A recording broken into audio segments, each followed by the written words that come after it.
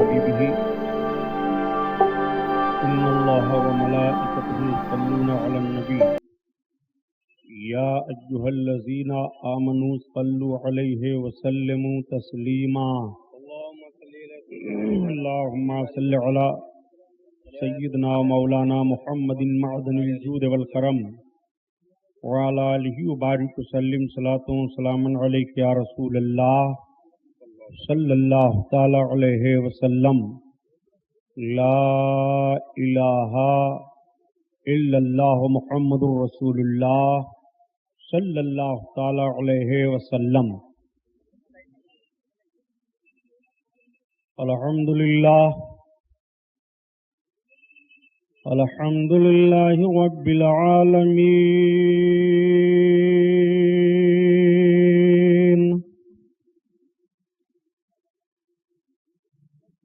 والصلاة والسلام على سيد المرسلين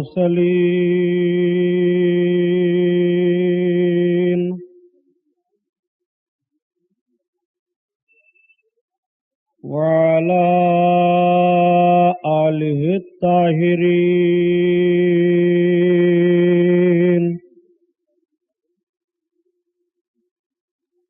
وأصحابه المطهرين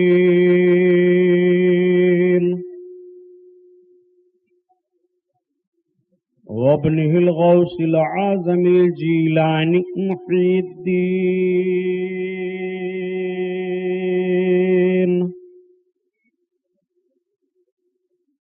وأهل بيته أجمعين أما بعد أعوذ بالله من الشيطان الرجيم بسم الله الرحمن الرحيم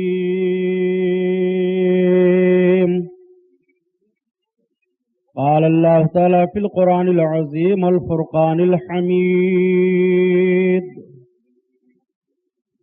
جاء الحق وزهق الباطل إن الباطل كان زهوقا صدق الله البصير القدير وصدق رسوله البشير النذير والحمد لله رب العالمين.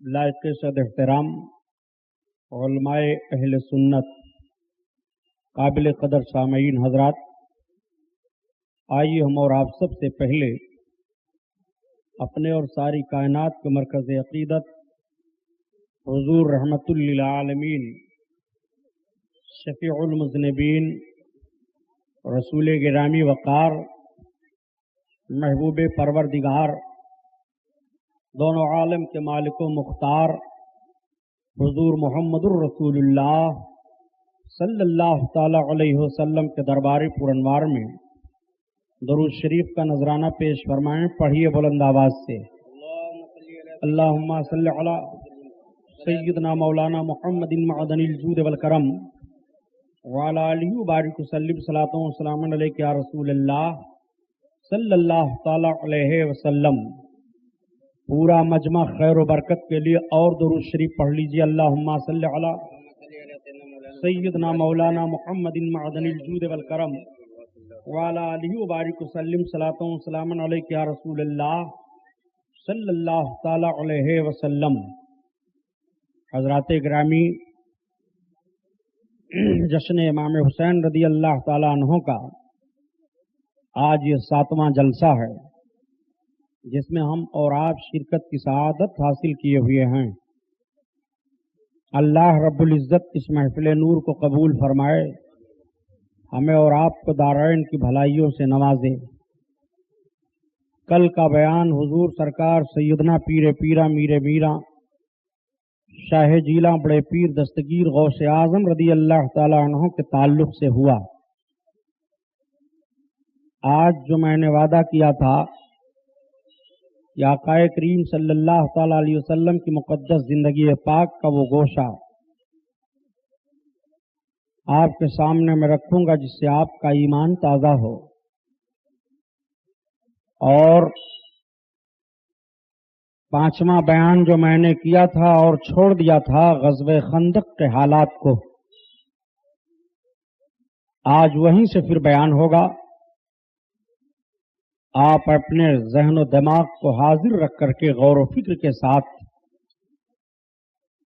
نبی کونین صلی اللہ تعالی علیہ وسلم کی مقدس سیرت پاک کا گوشہ ملاحظہ فرمائیں تاکہ ایمان آپ کا مچلے، آپ کی طبیعت کی رغبت نیکیوں کی طرف ہو، برائیوں سے نفرت ہو، حب رسالت اور عظمت رسالت سے آپ کا سینہ معمور ہو جائے. جب نبی کونین صلی اللہ تعالی علیہ وسلم کا نام نامی اس میں گرامی آئے تو آنکھیں آنسوؤں سے چھلک جائیں.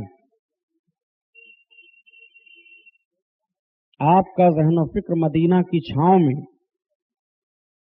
گنبد خضرا میں آرام فرمانے والا آقا کی محبت میں لگ جائے تو آپ سمجھ لیں کہ مدینہ کے تاجدار کا رحم و کرم ہماری طرف متوجہ ہے. حسب معمول نعت پاک رسول صلی اللہ تعالی علیہ وسلم کے 2-3 شعر سن لیجئے.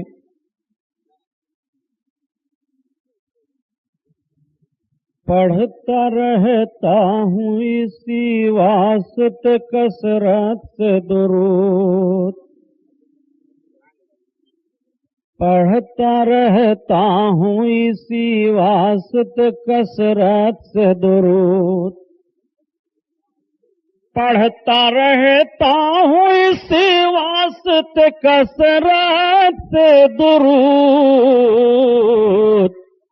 تاکہ ٹوٹے نہ میرا صلی علی سے رشتہ، تاکہ ٹوٹے نہ میرا صلی علی سے رشتہ.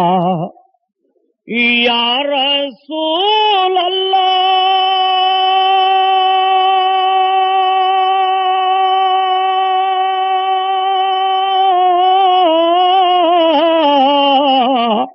پڑھتا رہتا ہوں اسی واسطے کثرت سے درود، تاکہ ٹوٹے نہ میرا صلی علی سے رشتہ، صلی علی سے رشتہ. اور قتل خون ریزی سے ہم کو نہ ڈرائے دنیا، قتل خون ریزی سے ہم کو نہ ڈرائے دنیا، قتل خون ریزی سے ہم کو نہ ڈرائے دنیا، ہم کو نہ ڈرائے دنیا، قتل خون ریزی سے ہم کو نہ ڈرائے دنیا، ہم کو نہ ڈرائے دنیا. ہم مسلمانوں کا ہے کرب و بلا سے رشتہ، کرب و بلا سے رشتہ. ہم مسلمانوں کا ہے کرب و بلا سے رشتہ، کرب و بلا سے رشتہ. یا حبیب اللہ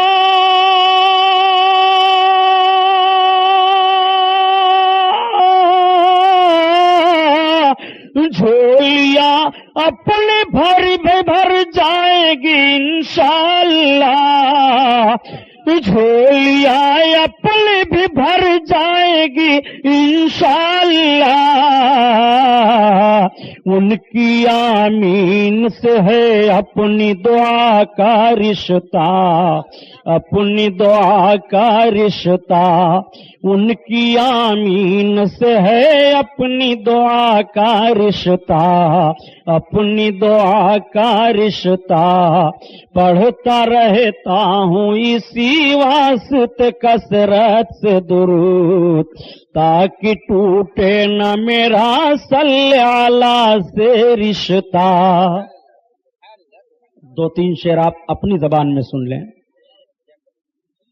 سج گیا عرش کئی اٹریا، لاگی حور و ملک کی بجریا، چندرما نور لٹاوے لاکھ، چندرما نور لٹاوے لاکھ.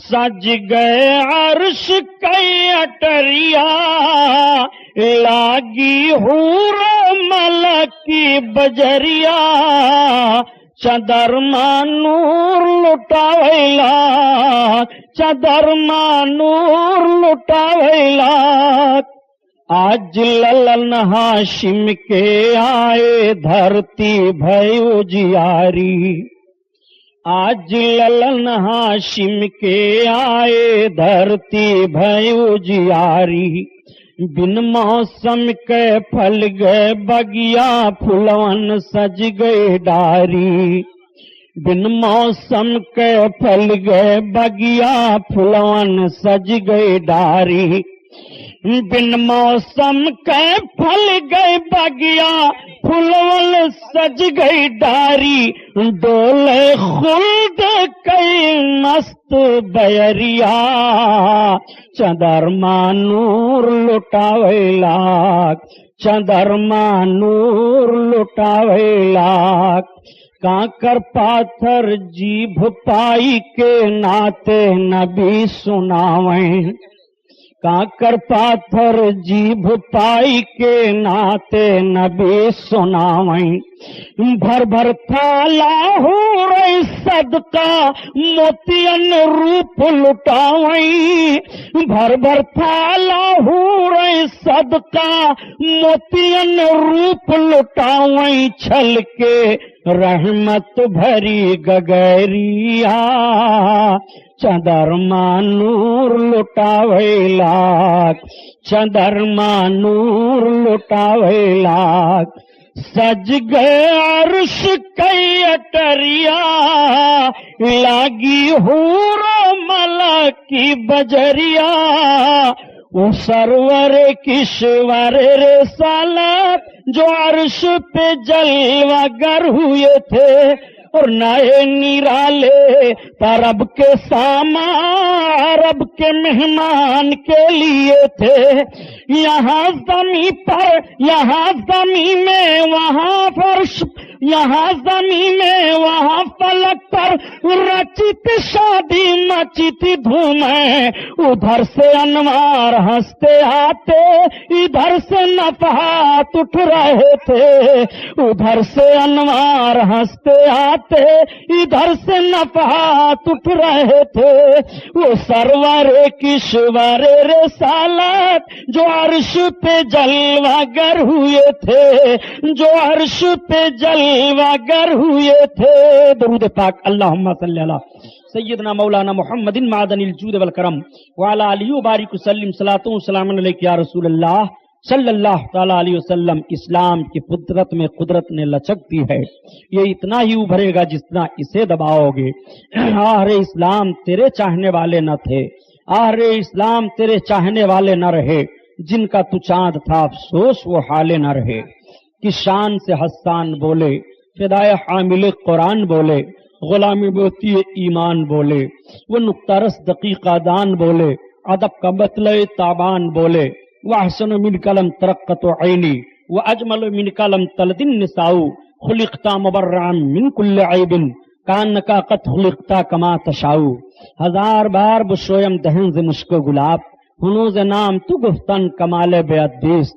حضرات اللہ کے رسول صلی اللہ تعالی علیہ وسلم نے مدینہ شریف کی حفاظت کے لیے اپنے جانثاروں کو خندق کھودنے کی ڈیوٹی متعین فرما دی. چنانچہ 5 گز گہری اور 5 گز چوڑی خندق کی کھدائی کا کام شروع ہو گیا. صحابہ خندق کھودنے میں لگے ہوئے ہیں. آپ تھوڑا سا جائزہ لیجئے کہ وہ رسول کونین صلی اللہ تعالی علیہ وسلم جو ساری کائنات کے محافظ ہیں اور ساری کائنات جس کے دامن کرم میں پناہ لے، آج اپنے وطن کی حفاظت کے لیے مدینہ شریف کے کنارے کنارے خندق کھودی جا رہی ہے. نبی کونین صلی اللہ تعالی علیہ وسلم نے کس طرح سے دفع فرمایا تھا؟ یہ خندق کھودنے کی نوبت کیوں آئی تھی؟ ابھی ابتدائے اسلام کا وقت ہے، اسلام بڑھ رہا ہے، لوگ اسلام کا کلمہ پڑھ کر کے اسلام میں داخل ہو رہے ہیں، جب دیکھا یہودیوں نے اور کچھ نصرانیوں نے تو سازش کی اور مکہ جا کر کے مکہ کے کافروں کو ابھارا. مکہ کے کافروں نے جا کر کے دیہاتوں میں اور قبیلوں سے ملاقات کی. 12,000 یا 10,000 کفار اکٹھا ہو گئے اور 12-10,000 کا لشکر لے کر کے وہ سارے لوگ اپنے تمام سرداروں کے ساتھ مدینہ پر چڑھائی کرنے کے لیے چل پڑے. اللہ کے رسول صلی اللہ تعالی علیہ وسلم نے اب ایسی صورت میں غور و فکر فرمایا کہ یہ 10-12 ہزار کفاروں کا لشکر مدینہ طیبہ کی سرزمین کی طرف یلغار کر رہا ہے. ابتدائے اسلام کا وقت ہے. نبی کونین صلی اللہ علیہ وسلم نے مشورہ فرمایا. حضرت سلمان فارسی کے مشورے سے خندق کی کھدائی شروع ہو گئی. اللہ کے رسول صلی اللہ علیہ وسلم کی بارگاہ میں ایک صحابی حاضر آئے. یا رسول اللہ، ہم اپنے حصے کی زمین کھود رہے ہیں. گئی ہے کہ یا رسول اللہ وہ چٹان نہیں ٹوٹ رہی ہے. اللہ کے حبیب بنفس نفیس تشریف لے گئے. میرے آقا نے ملاحظہ فرمایا، صحابی کے ہاتھ سے کدال کو لے لیا اور لینے کے بعد اس چٹان پر زور سے اللہ اکبر کہتے ہوئے سرکار نے مارا. چٹان کا ایک حصہ ٹوٹا اور چنگاریاں نکل پڑی. اللہ کے حبیب ارشاد فرماتے ہیں، اللہ اکبر اوتی تو مفاتی حل یمن. اللہ اکبر، اللہ تعالیٰ نے مجھے یمن کی کنجیاں دے دی. اللہ اکبر. میرے سرکار چٹان پر پہلی ضرب مار رہے ہیں اور فرماتے ہیں بڑائی اللہ کے لیے ہے، اس نے مجھ کو یمن کی کنجیاں دے دی ہیں. نبی کونین اپنے شہر کی حفاظت فرما کے لیے خندق کی کھدائی کر رہے ہیں اور یمن کے فتح کی بشارت بھی دیتے چلے جا رہے ہیں. اللہ کے رسول صلی اللہ علیہ وسلم نے دوسری چوٹ لگائی. تب تک پھر ایک حصہ چٹان کا ٹوٹ جاتا ہے اور چنگاری نکلتی ہے. آقا کریم پھر ارشاد فرماتے ہیں، اللہ اکبر اوتی تو مفاتی حل فارس. مجھ کو فارس کی کنجیاں دے دی گئی. اللہ کے رسول صلی اللہ تعالی علیہ وسلم نے فارس کے فتح کی بشارت عطا فرما دی ہے. صحابی سن رہے ہیں. کسی صحابی نے نہیں عرض کیا یا رسول اللہ، ہم اس وقت تو اتنے مجبور ہیں کہ اپنے شہر کی حفاظت کے لیے ہم خندق کی کھدائی کر رہے ہیں اور آپ ہمیں یمن کے فتح کی بشارت دے رہے ہیں، ہم کو فارس کے فتح کی بشارت دے رہے ہیں. نہیں، بلکہ ان صحابیوں کا یہ ایمان و عقیدہ ہے کہ نبی کونین صلی اللہ تعالی علیہ وسلم کی مقدس زبان پاک سے جو جملہ نکلتا ہے وہ ضرور پورا ہوگا. نبی اپنی مرضی سے نہیں بولا کرتے ہیں، بلکہ نبی کونین جب جب بولتے ہیں تو وہی خدا ہوا کرتی ہے. نبی کونین جب جب کچھ کا فرمایا کرتے ہیں تو اللہ کی وحی سے فرمایا کرتے ہیں. اسی لیے تو اعلیٰ حضرت عظیم البرکت فرماتے ہیں، وہ دہن جس کے ہر بات وہی خدا اور چشمہ علم و حکمت پہ لاکھوں سلام، لاکھوں سلام. اللہ آقا کریم صلی اللہ تعالی علیہ وسلم پھر تیسری چوٹ اس چٹان پر مارتے ہیں. بڑے بڑے صحابہ کی طاقت فیل ہو گئی ہے، وہ اس چٹان کو نہیں توڑ پا رہے ہیں تو نبی کی بارگاہ میں حاضر ہوتے ہیں. صحابہ نے دیکھ لیا کہ میرے سرکار جس طرح نبوت و رسالت کے عظیم درجہ پر فائز ہیں، اسی طور پر میرے آقا کو جسمانی طاقت بھی حاصل ہے. چنانچہ جسمانی طاقت کا حال یہ تھا کہ ایک مرتبہ رکانہ نامی ایک پہلوان تھا، نبی کونین صلی اللہ تعالی علیہ وسلم کی طرف وہ نکل پڑا. میرے سرکار تشریف فرما ہیں، سوئے ہوئے تھے. اچانک یہ پہنچ گیا، آقا کریم کی نگاہ پڑی، پہنچ کر کے یہ سرکار پر حملہ کرنا چاہتا ہے. تب تک تھر تھرا کر تلوار ہاتھ سے چھوٹ کر کے گر پڑی. اس نے کہا محمد اب ہمارے ہاتھ سے تمہیں کون بچائے گا؟ یہ عرب کا بڑا شہسوار پہلوان تھا، اپنی طاقت و قوت پر جس کو ناز تھا. عرب کا کوئی بھی بہادر اپنے طاقت و قوت کا جوہر دکھانے کے لیے اس رکانہ سے نبرد آزمائی کرنے کے لیے تیار نہیں ہوتا تھا. نبی کونین بلا فکر ارشاد فرماتے ہیں میری حفاظت میرا رب فرمائے گا. اس نے کہا محمد تم سے میں کشتی لڑوں گا. نبی کونین صلی اللہ علیہ وسلم نے فرمایا کوئی بات نہیں ہے. نبی سے ہاتھا پائی ہو جاتی ہے. میرے سرکار نے چند ہی لمحے میں روکانہ کو زمین پر لٹا دیا. روکانہ نے عرض کیا میں نے مان لیا آپ نبی برحق ہیں. نبی کونین صلی اللہ علیہ وسلم کے جسمانی طاقت و قوت کو بھی ملاحظہ فرماؤ. نبی کے جسمانی طاقت و قوت کو ملاحظہ کر رہے ہو. میرے نبی رات دن کا روزہ رکھ رہے ہیں، دن میں بھی روزہ رکھتے ہیں اور رات کا بھی روزہ نبی کونین صلی اللہ تعالی علیہ وسلم رکھ رہے ہیں. جب صحابہ نے دیکھا تو صحابہ کی زندگی کا دستور تو یہی تھا کہ نبی کی وہ اقتدا کریں, نبی جیسے چل رہے ہیں اسی طرح چلنے کی وہ کوشش فرمایا کرتے تھے. نبی کونین جس طرح عبادت فرما رہے ہیں اس طرح سے وہ عبادت کیا کرتے تھے. ہر لمحہ اور ہر سیکنڈ نبی کی اتباع کی وہ کوشش کیا کرتے تھے. صحابہ کی نگاہیں دیکھ رہی ہیں کہ نبی کونین رات میں بھی روزہ رکھ رہے ہیں, نبی کونین دن میں بھی روزہ رکھ رہے ہیں. صحابہ نے بھی روزہ رکھنا شروع کر دیا.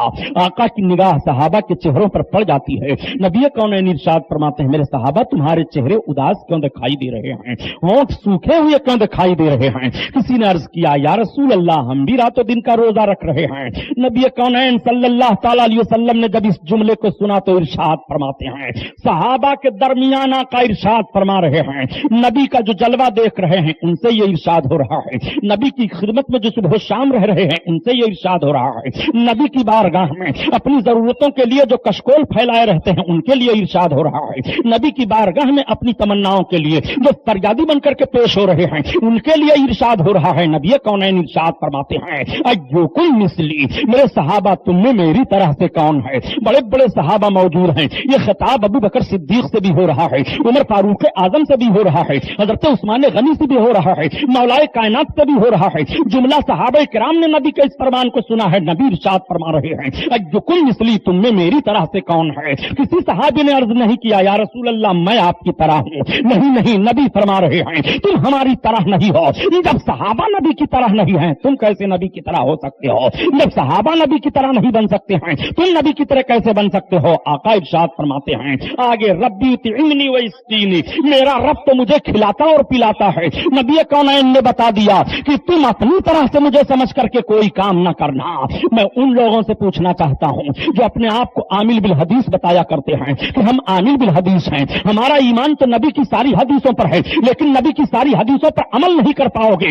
عمل کرو. نبی کونین فرماتے ہیں جب رات و دن کا روزہ رکھ رہے ہیں رکھو ہمت ہے تمہارے اندر تو رات و دن کا روزہ, اگر رات و دن کا روزہ نہیں رکھ پا رہے ہو تو تم عامل بالحدیث کیسے کہلا رہے ہو؟ ہم تو اہل سنت و جماعت اسی لیے ہیں کہ عمل سنتوں پر ہوگا, عمل فرضوں پر ہوگا. نبی کونین کے ہر فرمان پر ہمارا ایمان ہے لیکن ہر فرمان پر عمل نہیں کیا جا سکتا ہے. نبی فرماتے ہیں ایوکم مثلی, تم میں ہماری طرح سے کون ہے؟ تو نبی کی طرح کون بن پائے گا؟ اگر نبی کی طرح کوئی بنتا ہے تو ایمان کا جنازہ نکل جائے گا. نبی کی طرح اپنے کو کوئی تصور کرے گا تو ایمان سے ہاتھ دھو بیٹھے گا. نبی کی طرح اپنے آپ کو خیال میں لائے گا تو ایمان کا جنازہ نکل جائے گا, بے ایمان ہو کر کے دنیا سے جائے گا.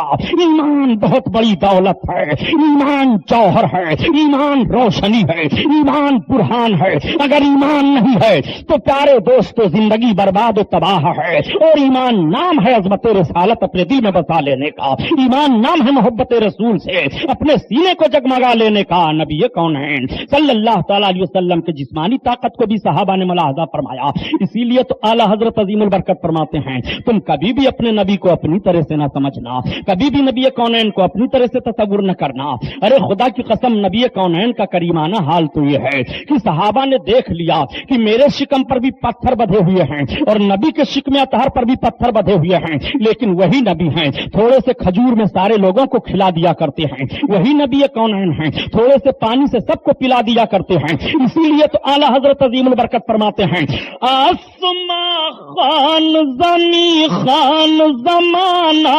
مہمان.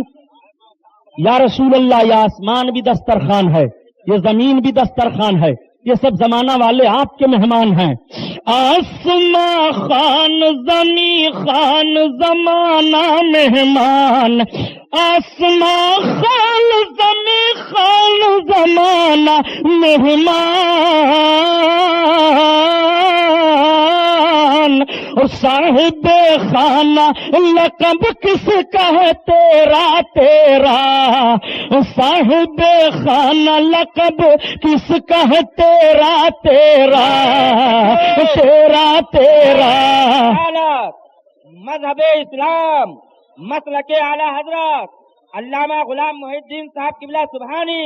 سبحان اللہ. آپ ذرا نبی کونین صلی اللہ علیہ وسلم کی سیرت مطالعہ فرماتے چلیے میرے سرکار کے جسمانی قوت کو بھی دیکھ لیجئے. یہ نبی کے جسمانی قوت کا حال ہے جس چٹان کو کوئی بہادر سے بہادر صحابی نہیں توڑ پا رہا ہے. نبی کونین نے 3 ضربوں میں اس چٹان کو توڑ دیا. اب ایک بات اور بتا دوں، فارس اور یمن، یہ شام حضرت عمر فاروق اعظم کے دور خلافت میں فتح ہوا ہے. فتح ہونے والا ملک حضرت عمر فاروق اعظم کے دور میں ہے. بشارت نبی آج دے رہے ہیں اور فرماتے ہیں یہ فتح ہماری فتح ہے. تو حضرت عمر فاروق اعظم کی خلافت برحق ثابت ہو رہی ہے. ذرا شیعہ حضرات بھی اس پر توجہ کریں، اور ان کی کتاب میں بھی یہ حدیث پائی جا رہی ہے. وہ یہ کہہ کر کے نہیں گزر سکتے ہیں کہ اس حدیث کو امام بخاری نے نوٹ کیا ہے ہم نہیں مانتے، فلاں نے نوٹ کیا ہے ہم نہیں مانتے. یہ اپنی کتابوں میں بھی اس نبی کونین کی حدیث کو نوٹ کر رہے ہیں. میرے سرکار عمر فاروق اعظم کے دور میں فتح ہونے والے ملکوں کے تعلق سے اپنی فتح قرار دے رہے ہیں. پتہ چلا کہ خلافت فاروقی برحق ہے. نبی کونین کے دوسرے خلیفہ برحق حضرت عمر بن خطاب رضی اللہ تعالیٰ عنہ ہیں. میرے آقا صلی اللہ تعالیٰ علیہ وسلم کی مقدس زندگی کا پہلو ملاحظہ فرماؤ. سرکار کی بارگاہ میں نے عرض کیا تھا کہ حضرت جابر رضی اللہ تعالیٰ عنہ حاضر ہوئے تھے اور سرکار حضرت جابر کے گھر اپنے سارے ساتھیوں کو لے کر کے پہنچے تھے. میرے آقا صلی اللہ تعالیٰ علیہ وسلم نے ان کے آٹے میں اپنا لعاب شریف ڈالا اور اس کے بعد ہانڈی میں گوشت کے اپنے لعاب کو ڈالا.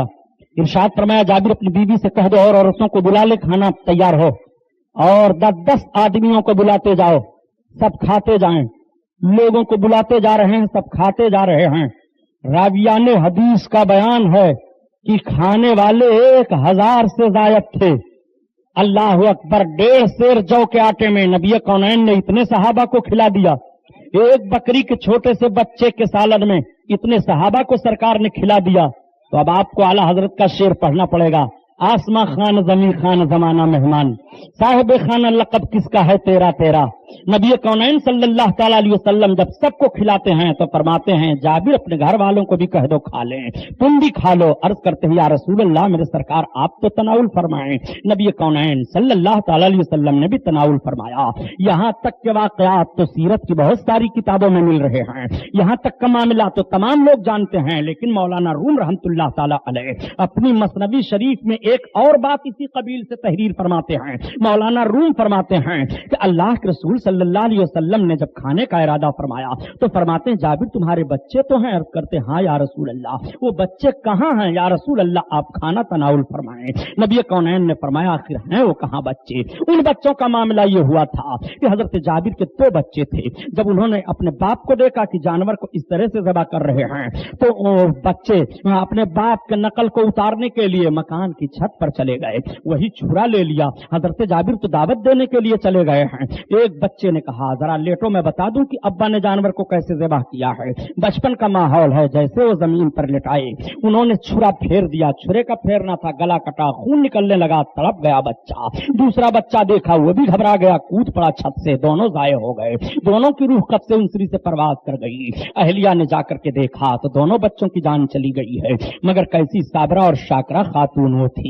انہوں نے دیکھا میرے بچے کا گلا کٹ گیا ہے. دوسرے نے چھلانگ لگا لی، دونوں ضائع ہو گئے ہیں. لیکن ان کی آنکھوں میں آنسو نہیں آئے، وہ روتی نہیں ہیں. ان کا عقیدہ اور ایمان ہے کہ مسیح دو عالم ہمارے گھر آنے والے ہیں، نبی کونین ہمارے گھر آنے والے ہیں. خوشی جس کے دروازے سے بٹ رہی ہے وہ رسول آنے والے ہیں. رونے کا کوئی وجہ نہیں ہے. انہوں نے اپنے دونوں بچوں کو اٹھایا اور اٹھانے کے بعد ایک کمرے میں سلا کر چادر ڈال دی. آقا فرماتے ہیں جابر بچوں کو بلاؤ. جب جابر آئے تو بیوی نے بتا دیا تھا اس طرح سے معاملہ ہوا. کہا بیوی خاموش رہو، نبی کونین آئے ہیں جن کے کریمانہ حال کا معاملہ یہ ہوا کرتا ہے کہ غم زدوں کو روزہ مزدہ دیجے کی ہے اور بے قصوں کا سہارا ہمارا نبی بے قصوں کا سہارا ہمارا نبی نبی. میرے آقا فرماتے ہیں جابر تمہارے بچے کہاں ہیں؟ عرض کرتے ہیں یا رسول اللہ ہیں. سرکار نے فرمایا بلاؤ. انہوں نے یہ عرض کیا کہ یا رسول اللہ وہ انتقال کر گئے. اس طرح کا حادثہ ہوا، پہلے کچھ نہیں بتایا. گئے کمرے میں کھڑے ہوئے، میرے بچوں اٹھو اللہ کے رسول بلا رہے ہیں. دونوں اٹھ کر کے بیٹھ گئے. ذرا اپنے نبی کا معجزہ ملاحظہ فرماؤ. وہ کون ہے جو کہا کرتا ہے نبی کو اختیار نہیں ہے؟ وہ کون ہے جو کہتا ہے نبی دکھیوں کو دکھ کو دور نہیں فرما سکتے ہیں؟ یہ دیکھ اپنے نبی کا معجزہ، یہ دیکھ اپنے نبی کا اختیار. نبی کونین کا نام لے کر کے حضرت جابر نے آواز دی ہے تو دونوں مرے ہوئے بچے زندہ ہو جاتے ہیں، دربار رسالت میں حاضر ہو جایا کرتے ہیں. خدا کی قسم نبی کونین صلی اللہ تعالی علیہ وسلم کی بارگاہ میں جب فریاد پیش کرتے ہیں فریاد سنی جاتی ہے. آؤ سنو، میرے سرکار نے اس طرح سے ان دونوں بچوں کو زندہ کیا. اگر کوئی کہے یہ تو معجزہ ہے، نبی زندہ فرما دیا کرتے ہیں. میرے پیارے نبی کا سراپا وجود معجزہ ہے، اسی لیے تو ہم کہتے ہیں علم غیب بھی معجزہ ہے، اختیار بھی معجزہ ہے، شفاعت بھی معجزہ ہے، کھانا پینا بھی معجزہ ہے. نبی کا سارا وجود معجزہ ہے، نبی کا بولنا معجزہ ہے، نبی کا اٹھنا بیٹھنا معجزہ ہے. نبی تو سراپا معجزہ بن کر کے تشریف لائے ہوئے ہیں. معجزہ ہی تم تسلیم کر لو تو نبی کے اختیار پر کبھی تم بحث نہیں کرو گے، نبی کی طاقت و قوت پر کبھی تم بحث نہیں کرو گے. جو نبی مردے ہوئے بچوں کو زندہ فرما سکتے ہیں اس نبی سے جو فریاد پیش کی جائے میرے آقا اور اس فریاد کو پورا کرنے کے لیے تیار ہیں. اسی لیے امتی فریاد کرے اور نبی نہ سنائے. خدا کی قسم جب جب امتی فریاد کرے گا نبی سن رہے ہیں، جب جب امتی آواز دے گا نبی سن رہے ہیں، جب جب امتی اپنے تمناؤں کی بھیک مانگے گا نبی عطا فرما رہے ہیں. فریاد امتی جو کرے حال زار میں ممکن نہیں کہ خیر بشر کو خبر نہ ہو، ممکن نہیں کہ خیر بشر کو خبر نہ ہو. اللہ اللہ، آپ ذرا ملاحظہ فرمائیے. قرآن سے میں آپ سے عرض کر دوں کہ نبی کونین نے مردوں کو زندہ کیا، حضرت عیسیٰ بھی مردوں کو زندہ فرما دیا کرتے تھے. چنانچہ قرآن شریف میں آیت کریمہ ہے احیی الموتی باذن اللہ، اللہ کے حکم سے میں مردوں کو زندہ کرتا ہوں.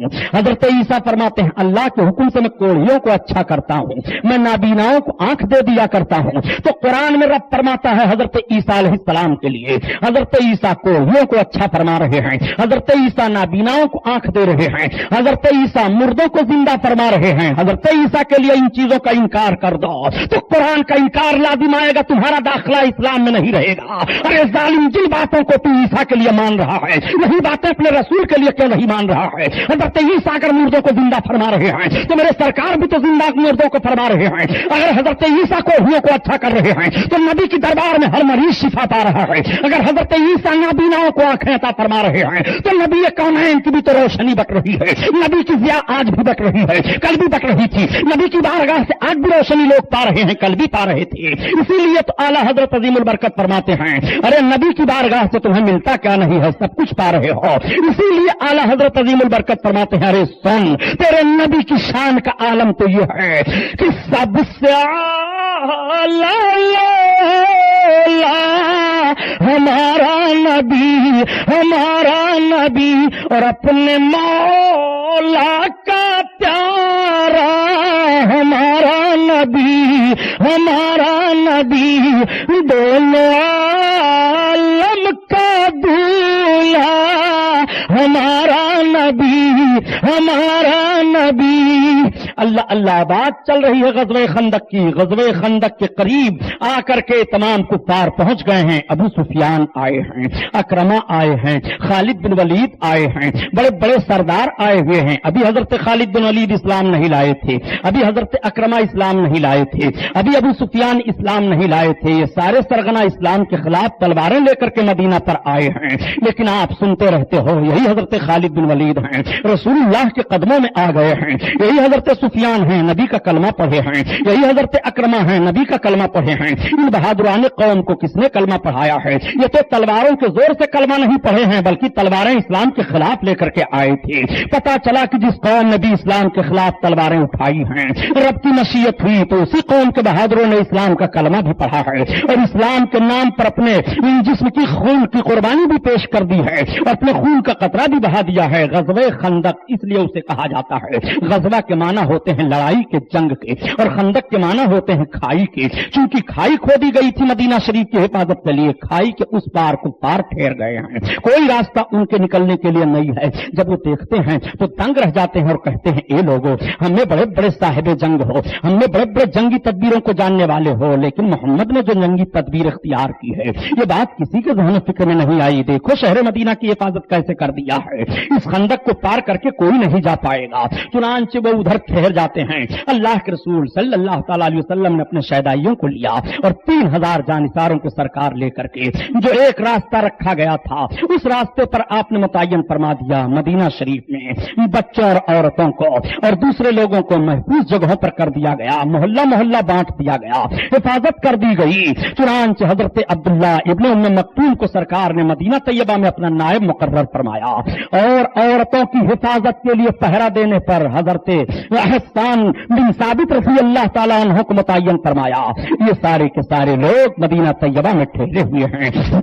अल्लाह के रसूल अपने जानिसारों को लेकर के 3000 का दस्ता 12000 के मुकाबले में खाई के इस पार हैं। कुफ्फारों के सारे बनाए हुए प्लान फेल हो जाते हैं। वो अपने घोड़ों को इधर से उधर दौड़ाते हैं, देखते हैं कोई जगह नहीं है कि हम एक बारगी मदीना पर हमला कराएं। चुनांचे कई रोज का अरसा गुजरा।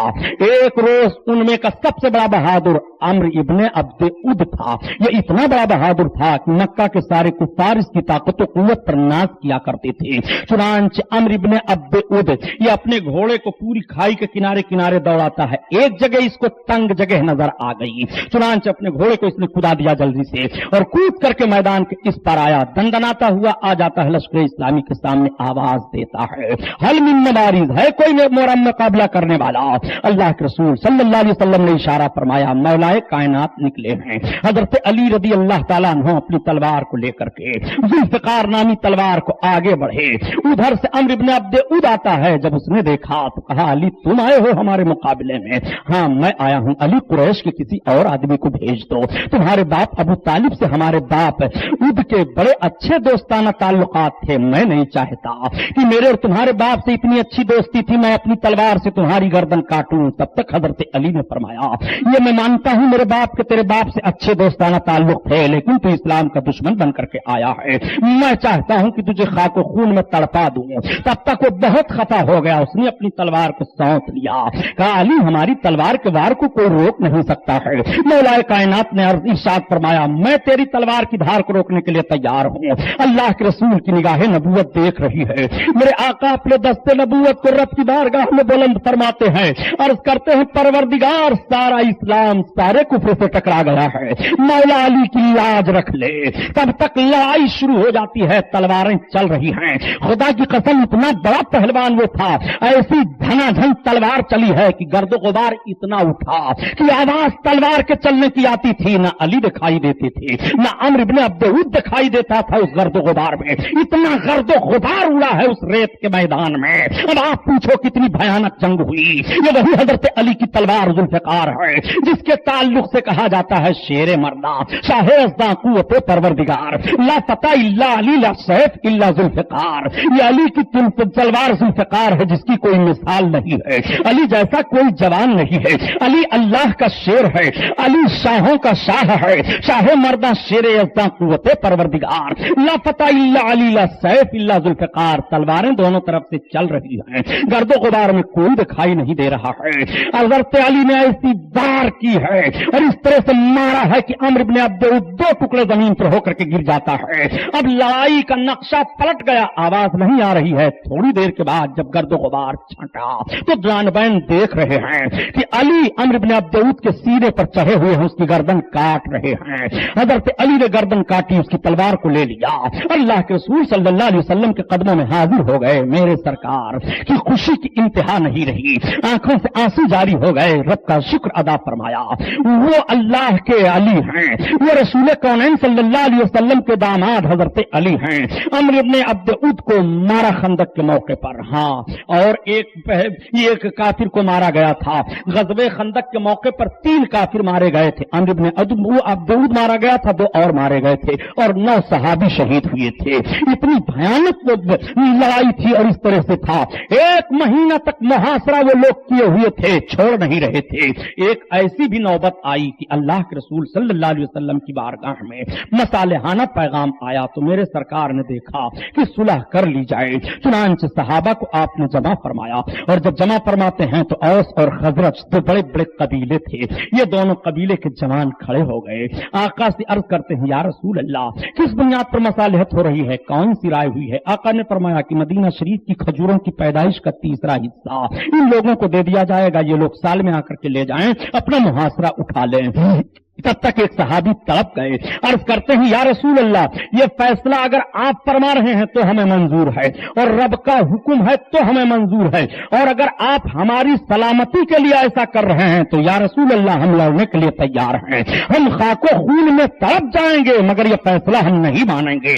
अल्लाह के रसूल फरमाते हैं, हाँ, हम तुम्हारी सलामती के लिए ऐसा कर रहे थे। अर्ज करते हैं, या रसूल अल्लाह, हम अपनी सलामती आपके कदमों में कुर्बानी देने में समझ रहे हैं, हम अपनी सलामती अपना खून बहाने में समझ रहे हैं। हम अय्यामे जाहिलियत में तो इन्हें कुछ समझते ही नहीं थे और अब तो हम इस्लाम की इज्जत से माला माल हो गए हैं। या रसूल अल्लाह, अगर हम कटे तो शहीद होंगे, हम कटे तो आपके नाम पर कुर्बानी हमारी होगी। या रसूल अल्लाह, ये सुलह हमें मंजूर नहीं है। मेरे आका ने फरमाया, हमारे जानिसार इसको कबूल नहीं कर रहे हैं, वापस चले जाओ। वापस चले गए, मुहासरा और तेज कर दिया गया। चुनांचे अबू सुफियान ने ललकारा कि कल बहुत जोरदार हमला किया जाएगा। इस तरह से तो ये लोग हमला करने के लिए तैयार हुए और एक बहुत बड़ा चालाक उसमें था काफिर, वो बड़ी मुश्किल से खंदक को किसी साइड से पार करके अंदर आ गया। अंदर जो यहूदी मदीना शरीफ में रह रहे थे, कबीले कुरैश के लोग, उन कुरैशियों से अल्लाह के रसूल ने दोस्ताना सुलह कर ली थी कि तुम्हारी तिजारत होगी, हमें कोई हर्ज नहीं होगा, तुम्हारे जानो माल की हम भी हिफाजत करेंगे, मदद करेंगे, तुम भी जरूरत पड़ेगी तो हमारी मदद करना, अगर तुम हमारी मदद न करना तो कभी भी कुफ्फार के साथ मिल करके तुम मुसलमानों से जंग न करना। ये मुआहदा हो गया था। लेकिन काब इब्ने असद एक बहुत बड़ा चालाक था काफिर, वो घुसा और उसने जाकर के कबीले कुरैश के सरदार से मिला और उसने कहा कि ये काम करो, मुसलमानों को मिटाने के लिए बड़ा अच्छा मामला है। लोगों ने कहा नहीं नहीं, ऐसा नहीं किया जा सकता, हम लोग मुआहदा कर लिए हैं। कहा मुआहदा वाहदा तोड़ो, उधर से हम हल्ला बोलेंगे, अंदर से तुम हल्ला बोल दो, उसके बाद लड़ाई शुरू हो जाए, दोनों जानिब से मुसलमानों को कुचल दिया जाएगा। ये राजी हो गए क्योंकि इन्होंने मसालहत कर ली थी। सरकार को किसी तरह से इत्तला मिल गई। अल्लाह के रसूल ने एक सहाबी से फरमाया, ये काम करो, वो हजरत साद बिन माज रदी अल्लाह ताला अन्हु हैं, हजरत साद बिन माज रदी अल्लाह ताला अन्हु को आपने भेजा, जाओ जरा यहूदियों के कबीले में देखाओ मदीना कि क्या वाकई वो हमारे खिलाफ इस तरह तैयारी कर रहे हैं। जब ये आए देख करके तो सरकार ने बता दिया था कि जब तुम देख करके आना, अगर वाकई वो हमारे खिलाफ तैयारी कर रहे हैं तो इशारे से हमें बता देना, और हमारे खिलाफ तैयारी नहीं कर रहे हैं तो जोर जोर से ऐलान कर देना। वाकई को बड़े गौर से सुनो, देखो सीरत रसूल सल्लल्लाहु तआला अलैहि वसल्लम। मेरे सरकार ने हजरत साद बिन माज को भेजा, ये साद बिन माज गए तो देख करके आए और इशारे से बता दिया। सरकार की बारगाह में हाजिर होकर के अर्ज करते हैं, या रसूल अल्लाह, यहूदियों की तैयारी मुकम्मल हो चुकी है, उन्होंने असलहा जमा कर लिया है, तलवारों को सैकल कर रहे हैं, तीर और तर्श का सब इकट्ठा कर लिए हैं, ढालों को इकट्ठा कर लिए हैं, वो चढ़ाई का इरादा कर रहे हैं। अब मुसलमानों के लिए बड़ी परेशानी का सामना हुआ। अंदरूनी खल्फशार अलग है, 12,000 लश्कर कुफार सामने मौजूद हैं, ये 3,000 सिर्फ हैं, बच्चों और बीवियों का मामला सामने है, मजबूर बूढ़ों का मामला सामने है। कैसी मुसीबत में मुसलमान घिर गए थे जरा देखो, लेकिन अल्लाह पर उनका भरोसा कितना बड़ा था।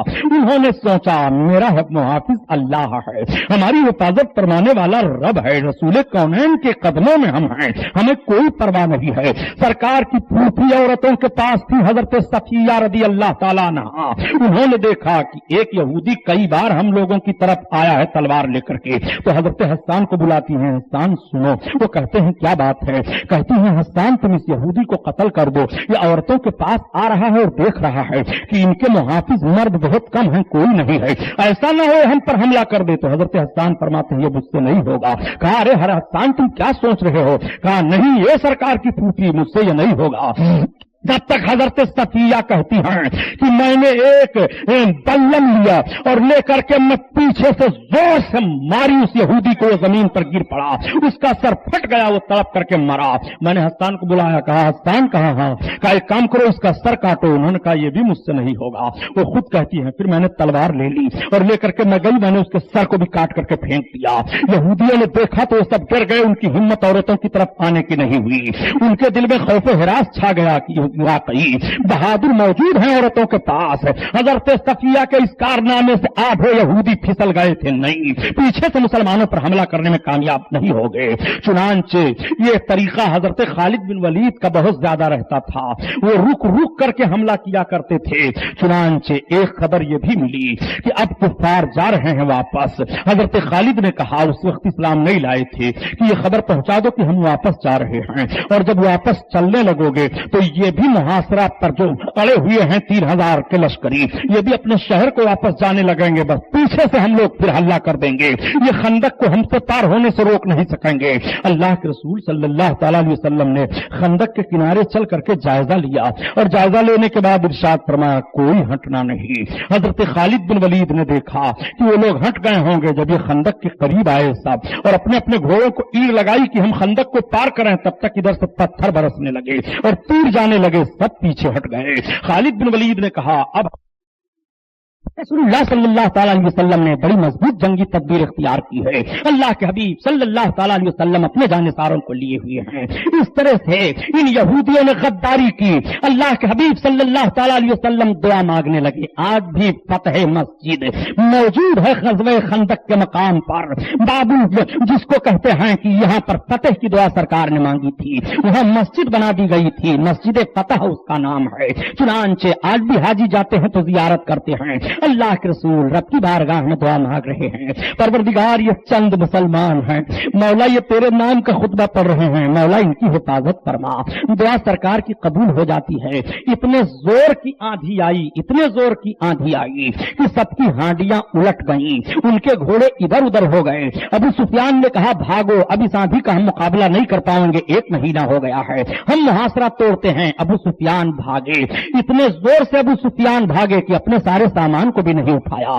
جب لوگوں نے دیکھا ہمارے لشکر کا سردار جا رہا ہے تو سارے لوگ تتر بتر ہو گئے، ادھر ادھر ہو گئے، سب بھاگ گئے۔ اللہ کے رسول صلی اللہ تعالیٰ علیہ وسلم نے نبی کونین نے اپنے جانثاروں کو فرمایا دیکھو کفار سب صبح صبح کیا کیے، سب دیکھ کر کے آ رہے ہیں، یا رسول اللہ سارے کفار بھاگ گئے، کوئی نہیں ہے، محاصرہ ٹوٹ گیا، ان کے کچھ سامان چھوٹے ہوئے ہیں، پار کر کے خندق کو ان کے سامانوں کو اٹھا لیا گیا۔ اللہ کے رسول صلی اللہ علیہ وسلم واپس ہونے لگے اپنے صحابہ کو لے کر، تب تک حضرت جبریل بارگاہ رسالت میں حاضر ہو گئے، سلام عرض کرتے ہیں یا رسول اللہ آپ اپنے جانثاروں کو لے کر کے اتنی جلدی خندق کے پاس چلے آئے اور ہم فرشتوں کی جماعت کو لے کر کے روحہ تک کفاروں کو دوڑاتے رہے ہیں، وہاں تک ہم نے کھیت کر کے انہیں کر دیا ہے، یہ ہے عذاب الہی، یہ ہے رب کی طرف سے نصرت، یہ ہے رب کی طرف سے مدد۔ یہ سب بھاگے، مدینہ پر بھاگ گئے، مدینہ کو چھوڑ کر کے بھاگ گئے۔ اللہ کے رسول نے اپنے صحابہ کو مخاطب کر کے فرمایا اے میرے صحابہ سن لو، اب کبھی بھی کفار مدینہ کی طرف چڑھائی نہیں کریں گے، یہ ان کی آخری جنگ تھی چڑھائی کرنے کے لیے، ہر دم یہ ابتدا کرتے تھے، اب جب جب یہ لڑائی کا ارادہ کریں گے تو ہم چڑھائی ان پر کریں گے۔ رسول اللہ نے یہ بھی غیب کی خبر عطا فرما دی، صحابہ خوش ہو جاتے ہیں، سارے لوگ خوشی خوشی واپس آئے۔ میرے آقا صلی اللہ تعالیٰ علیہ وسلم کے جانثار اپنے اپنے گھروں کو چلے گئے، ادھر ادھر سب ہو گئے، اللہ کے رسول بیٹھے ہی تھے کہ تب تک حضرت جبریل آئے، اور حضرت جبریل رضی اللہ تعالیٰ عنہ نے عرض کیا یا رسول اللہ آپ بیٹھے نا۔ جبریل تب آقا سے عرض کرتے ہیں یا رسول اللہ رب کا حکم ہے کہ قبیلے قریش کے جتنے یہودی ہیں سب کو قتل کر ڈالو، کسی کو چھوڑا نہ جائے، یا رسول اللہ اسی وقت آپ جنگ کے لیے تیاری فرما دیجئے۔ اللہ کے رسول صلی اللہ علیہ وسلم نے فوراً اعلان کرانا شروع کر دیا۔ ابھی بعض صحابی اپنے گھر پر بھی نہیں پہنچے تھے کہ نبی کا منادی اعلان کر رہا ہے اے لوگو اٹھو اٹھو جلدی کرو، رسول اللہ کے پاس چلو۔ سارے لوگ تھوڑی دیر میں اللہ کے حبیب کے پاس جمع ہو گئے۔ اللہ کے حبیب ارشاد فرماتے ہیں میرے صحابہ اتنی تیز چلو اور اس طرح سفر کرو کہ قبیلے قریش کے محلے میں پہنچ کر کے عصر کی نماز پڑھو۔ اللہ اکبر۔ اللہ کے رسول کے فرمان کے مطابق سب چل پڑے۔ جیسے پتا چلا ان قبیلے قریش کے یہودیوں کو، انہوں نے اپنے محلے کا دروازہ بند کر لیا، ایک قلعہ تھا، اس قلعے میں محصور ہو گئے، کسی طرف سے جانے کے لیے کوئی راستہ نہیں رہ گیا۔ اللہ کے رسول نے محاصرہ ڈال دیا، اور محاصرہ جب ڈالا تو قلعے کی دیواروں پر چڑھ کر کے یہودی گالی دینے لگے، ادھر سے تیر اور پتھر کی بارش ہونے لگی۔ ایک نے کہا محمد آپ نے ہمارے ساتھ وعدہ خلافی کیا۔ سرکار نے فرمایا نادان، سب سے پہلے تم نے وعدہ خلافی کی ہے، سب سے پہلے معاہدہ کو تو نے توڑا ہے۔ ہم تو کچھ مشرکین کے ساتھ پیکرے جنگ تھے، اور تم سب لوگوں نے اندرونی خلفشار مچا کر کے مسلمانوں کو نیست و نابود کرنے کی کوشش کی ہے۔ بتاؤ تمہاری تلواریں ابھی چمک رہی تھیں کہ نہیں؟ بتاؤ تمہارے پاس اسلحہ اکٹھا ہوئے تھے کہ نہیں؟ سعد بن معاذ نکلو اور بتاؤ ان لوگوں کو۔ حضرت سعد بن معاذ کھڑے ہو کر کے کہتے ہیں اب تمہاری غداری کا سبق تمہیں دیا جائے گا، تم لوگوں نے مسلمانوں کو کمزور سمجھا تھا۔ اللہ کے رسول صلی اللہ تعالی علیہ وسلم نے اتنا زبردست محاصرہ فرمایا کہ ان لوگوں کے کھانے پینے کا سب سامان ختم ہو گیا، کوئی نکلنے کی کوشش نہیں کر پاتا تھا۔ چنانچہ ان کے بڑے بڑے سردار نکلے، اور نکلنے کے بعد آئے، کہا محمد ہمیں چھوڑ دو۔ کہا چھوڑا نہیں جائے گا تمہیں، ہمیں معاف کر دو۔ کہا نہیں، معافی کا پروانہ اب تمہیں نہیں ملے گا، تم نے غداری کیوں کی ہے؟ چونکہ رب کا حکم تھا۔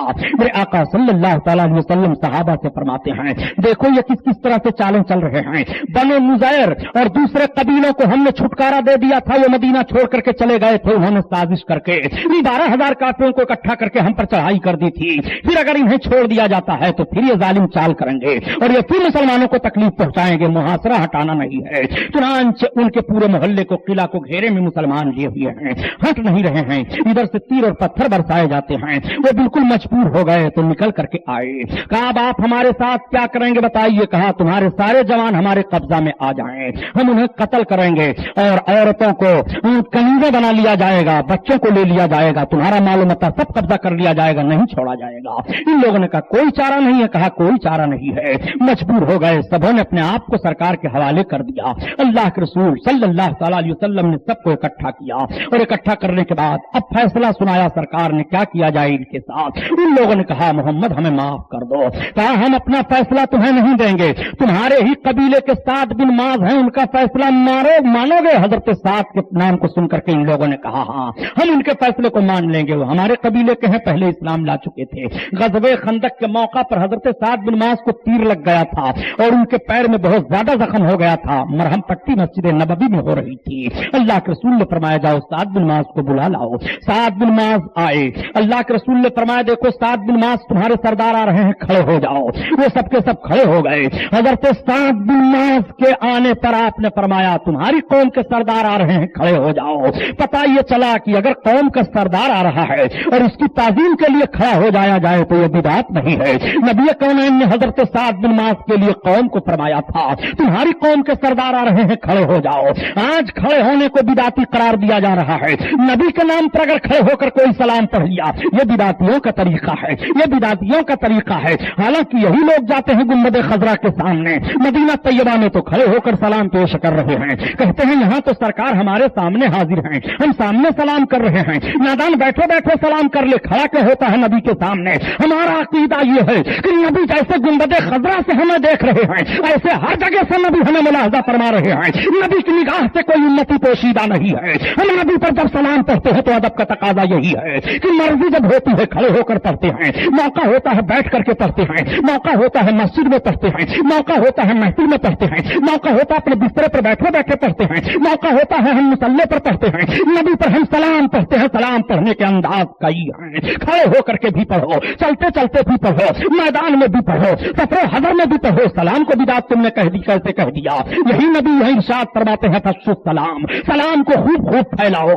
نبی تو سلام کو پھیلانے کے لیے کہہ رہے ہیں، ایک دوسرے کو سلام خوب پھیلاؤ کیا کرو۔ اگر نبی پر سلام ہو جا جائے تو بدعت کا فتویٰ کیسے لگتا ہے؟ ظالم اگر نبی پر سلام پڑھنا بدعت ہے تو اپنے گھر کی تلاشی لے لے، کتنی بدعتوں کا مرتکب تو دکھائی دے رہا ہے، کتنی بدعتیں تو کر رہا ہے، کتنے بدعتوں کو تم نے وجود میں لا کر کے مسلمانوں کا شیرازہ منتشر کیا ہے۔ نہ تم سب نے ہمیں دیتے، نہ فریاد کرتے، نہ کھلتے رازے سربستہ، نہ یونس وائیا ہوتی۔ آؤ ہم تمہارے گھر کی بات بتانے کے لیے تیار ہیں، بتانے تمہارے گھر میں کیسی کیسی دولتیں موجود ہیں، تمہارے گھر میں کیسے کیسے کارخانے تیار ہیں۔ اسلام کو تباہ برباد کر دیا ان ظالموں نے، اسلام کی آبرو لوٹ لی ہے ان غداروں نے، رسول اللہ کی مقدس سیرت پر حملہ کر کے مسلمانوں کا ایمان برباد کر دیا ان نالائقوں نے۔ یہی غزوہ خندق کا موقع ہے۔ حضرت سعد بن معاذ کو رسول اللہ فرماتے ہیں تمہارے قوم کے سردار آ رہے ہیں، کھڑے ہو جاؤ۔ حضرت سعد بن معاذ کو آقا نے ارشاد فرمایا سعد یہ سب تمہارا فیصلہ ماننے کے لیے تیار ہیں، آج فیصلہ میں نہیں سناؤں گا، سعد تم سناؤ ان کے لیے فیصلہ کیا جائے۔ حضرت سعد کہتے ہیں اے میری قوم کے لوگوں میں تو مسلمان ہو گیا، رسول اللہ کے قدموں پر قربان ہونے کی میری تمنا ہے، لیکن تم میرا فیصلہ مانو گے؟ ہاں ہم فیصلہ آپ کا مانیں گے، ہمارے فیصلے سے نہیں پھرو گے؟ نہیں پھریں گے۔ آپ عرض کرتے ہیں یا رسول اللہ ہمارا فیصلہ یہ ہے کہ ان سب کے جوانوں کو قتل کر دیا جائے، یہ میرا فیصلہ ہے۔ تب تک اللہ کے حبیب فرماتے ہیں اے سعد جو تمہاری زبان سے نکلا ٹھیک وہی حکم رب نے مجھے بھی دیا ہے، رب نے وہی حکم فرمایا ہے سعد تمہاری زبان یہ زبان ہے۔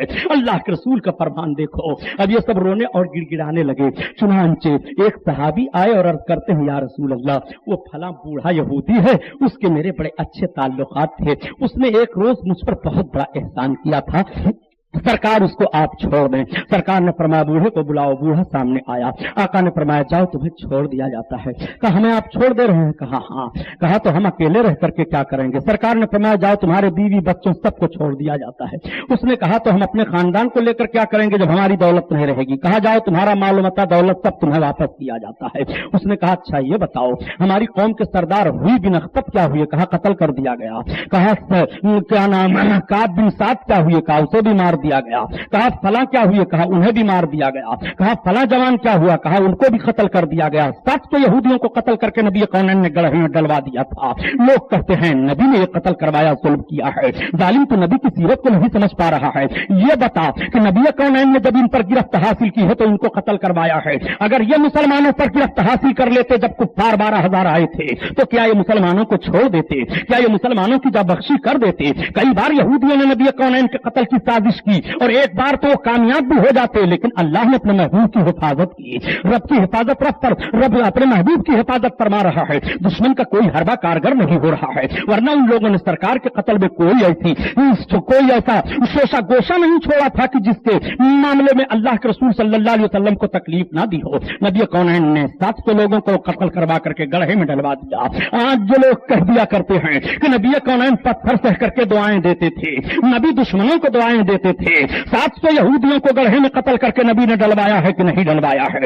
یہ نبی کونین نے مارا ہے کہ نہیں مارا ہے؟ ارے سن، نبی ان دشمنوں کو دعائیں دے دیا کرتے تھے جن کو دل کے دیکھتے تھے کہ اس کا دل چند دنوں کے بعد صاف ہو جائے گا اور شفاف آئینہ ہو جائے گا، میری محبت کا مدینہ بن جائے گا، نبی معاف فرما دیا کرتے تھے۔ یہ نبی کا غیب ہے، اور نبی جب دیکھ لیتے تھے یہ ازلی بدبخت ہے، یہ کبھی بھی اسلام کے قریب نہیں آئے گا، نبی کونین حکم دیتے تھے اسے سزا دی جائے، اسے مار دیا جائے۔ نبی کی سیرت کا ہر پہلو ملاحظہ کرتے جاؤ۔ آج بڑی ڈھٹائی کے ساتھ کہہ دیا کرتے ہیں کہ سبحانی صاحب آپ لوگ تو نفرت کرتے ہیں، اور نبی تو پیار کیا کرتے تھے۔ نبی کونین ہدایت یافتہ پر لوگوں سے پیار فرماتے تھے، ہدایت پانے والے لوگوں سے نبی کونین پیار فرمایا کرتے تھے۔ دیکھ نبی کونین نے کس طرح سے یہودیوں کو سزا دلوائی ہے۔ اللہ کے رسول صلی اللہ تعالیٰ علیہ وسلم فرماتے ہیں یہ ماننے کے لیے بوڑھا تیار نہیں، اچھا بوڑھے یہودی بتا تیرا کیا ارادہ ہے؟ کہا اے پیغمبر اسلام ہمیں بھی قتل کر دیجئے، جہاں ہماری قوم گئی ہے ہم وہیں جائیں گے۔ چنانچہ اسے بھی قتل کر دیا گیا۔ حضرت ابوبکر صدیق اٹھ کر کے کھڑے ہو گئے، کہا نادان، ارے تو وہیں جائے گا لیکن تیری قوم جہنم میں گئی ہے، تو جہنم میں جائے گا۔ اگر تو عظمت رسالت کا اقرار کر لیتا نبی کے قدموں میں آ جاتا تو جنتی ہو جاتا۔ دیکھو نبی جنت تو دے رہے ہیں لیکن یہ لے نہیں رہا ہے، نبی تو آزادی دے رہے ہیں لیکن یہ لے نہیں رہا ہے۔ اس نے کہا میرے بال بچوں کو کیا ہوگا؟ آزاد کر دیا گیا۔ میرا مال و متاع کیا ہوگا؟ نبی نے عطا فرما دیا۔ نبی اپنے غلام کی دلجوئی کس طرح سے فرما رہے ہیں؟ غلام نے عرض کیا تھا یا رسول اللہ اس نے مجھ پر احسان کیا ہے، آج اس احسان کا بدلہ ہم دینا چاہتے ہیں۔ نبی فرماتے ہیں میرے صحابی جو کہو احسان کا بدلہ دے دیا جائے گا۔ نبی نے اپنے غلاموں کی سراہت، غلاموں کو سراہا کس طرح سے ہے اور غلاموں کو عزت کس طرح سے دی ہے، یہ نبی کونین صلی اللہ تعالیٰ علیہ وسلم ہیں۔ نبی کونین نے کسی کے احسان کے بدلے کو چکا دینے سے گریز نہیں کیا ہے، بلکہ جب کسی نے اپنے احسان کا بدلہ مانگا ہے تو نبی کونین نے دینے کے لیے فوراً حکم دے دیا ہے۔ اللہ کے رسول صلی اللہ تعالیٰ علیہ وسلم ان سب کو قتل کروا دیتے ہیں۔ یہودیوں کی عورتیں اور ان کے مال و متاع کو اور ان کے بچوں کو سرکار نے سب مال غنیمت میں لیا، اب تقسیم فرمانا شروع کیا۔ پھر نبی کا رحم و کرم دیکھو، میرے آقا فرماتے ہیں اچھا جب ان کی عورتیں بانٹی جائیں اور ان کے بچے ہوں تو ان عورتوں کو بچوں سے الگ نہ کیا جائے۔ سرکار فرماتے ہیں ماں اور بچے کی جدائی گوارا نہیں ہے، دونوں کو ساتھ رکھا جائے، مال غنیمت تقسیم کر دیا جاتا ہے۔ مدینہ طیبہ اب یہودیوں سے پاک و صاف ہو جاتا ہوتا ہے. اب مدینہ میں مسلمان ہیں, بقیہ کوئی نہیں ہے. ہاں, ایک جماعت اور پیدا ہو گئی تھی مدینہ طیبہ میں, وہ جماعت منافقوں کی تھی. وہ اندر کلمہ سرکار سے دشمنی رکھتے تھے اور باہر سے کلمہ پڑھا کرتے تھے. یہی جماعت رہ گئی ہے, بقیہ یہودی بھی نکال دیے گئے, عیسائی بھی مدینہ سے نکال دیے گئے. اب صرف مسلمان ہیں. اسلام بڑھتا چلا جا رہا ہے. یہ سب بھاگ بھوگ کر کے ادھر ادھر ہو گئے. اللہ کے رسول صلی اللہ تعالی علیہ وسلم نے 1400 صحابہ کو اکٹھا کیا اور اکٹھا کرنے کے بعد ارشاد فرمایا, میرا ارادہ ہے چلو عمرہ کرایا جائے. اللہ کے رسول عمرہ کے نیت سے مدینہ طیبہ سے 1400 صحابہ کی جماعت لے کر کے نکلے, اور جب مکہ کے قریب ایک مقام حدیبیہ ہے, سرکار وہاں پہنچ گئے تو مکہ کے کافروں کو اطلاع مل گئی. مکہ کے کافروں نے اپنے آدمی کو دوڑایا اور وہیں پر اطلاع دے دی. کہا محمد سے کہہ دو اگر مکہ آئیں گے تو تلواریں چلیں گی, ہم ان کو مکہ میں داخل نہیں ہونے دیں گے. اللہ کے رسول صرف 1400 صحابہ کو لے کر کے گئے تھے. میرے آقا جنگ کی نیت سے نہیں گئے تھے, لڑائی کی نیت سے میرے سرکار نہیں گئے تھے. اللہ کے رسول صلی اللہ تعالی علیہ وسلم کا ارادہ یہ نہیں تھا. 1400 صحابہ کو لے کر کے صرف عمرہ کرنے کے لیے گئے تھے.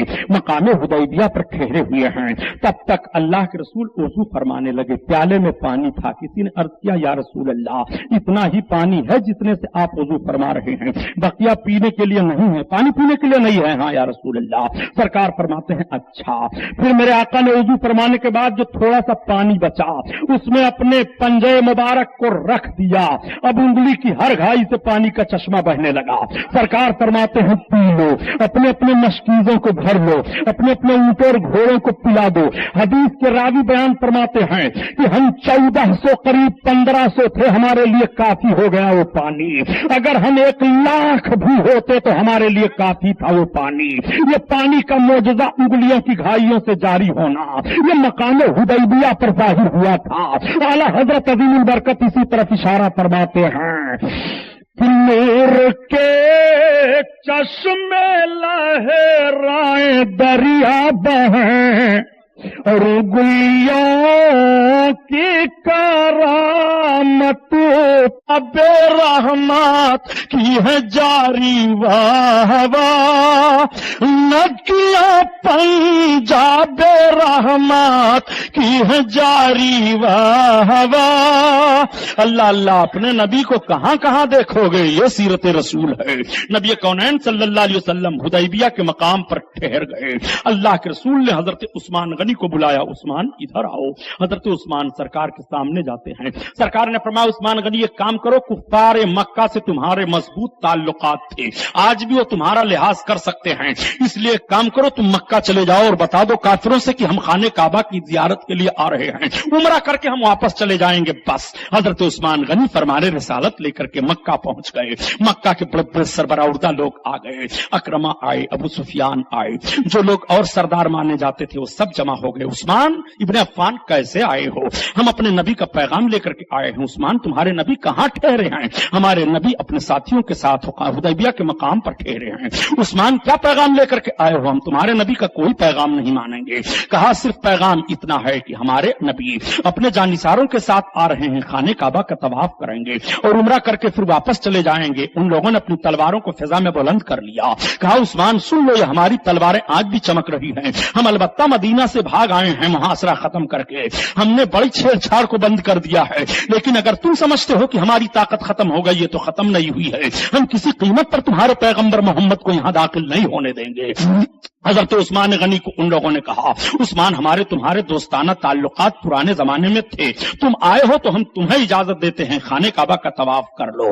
دیکھو کافروں نے خانہ کعبہ کا طواف کرنے کی اجازت حضرت عثمان غنی کو دے دی, لیکن کہتے ہیں ہم تمہارے نبی کو نہیں آنے دیں گے. اب حضرت عثمان غنی کا ایمان دیکھو, ایمان عبادت کرنے والوں اور عبادت کا ڈھنڈورا پیٹنے والے اور یہ نگر نگر ڈگر ڈگر چلنے والے, جماعت کی جماعت مسلمانوں کا ایمان برباد کرنے والے. یہ سنے نبی کونین صلی اللہ علیہ وسلم کی محبت دیکھیں, حضرت عثمان غنی کا کارنامہ دیکھیں. جب کافروں نے کہا عثمان ہم تمہیں اجازت دیتے ہیں, تم خانہ کعبہ کا طواف کر لو, مگر ہم تمہارے پیغمبر کو نہیں آنے دیں گے, تو اللہ کے رسول سے کے صحابی حضرت عثمان غنی شہدائے رسول یہ ارشاد فرماتے ہیں اے کفاران مکہ, ہمیں خانہ کعبہ کا طواف تو ضرور عزیز ہے, مگر ہم اپنے پیغمبر کو چھوڑ کر کے نہیں کریں گے.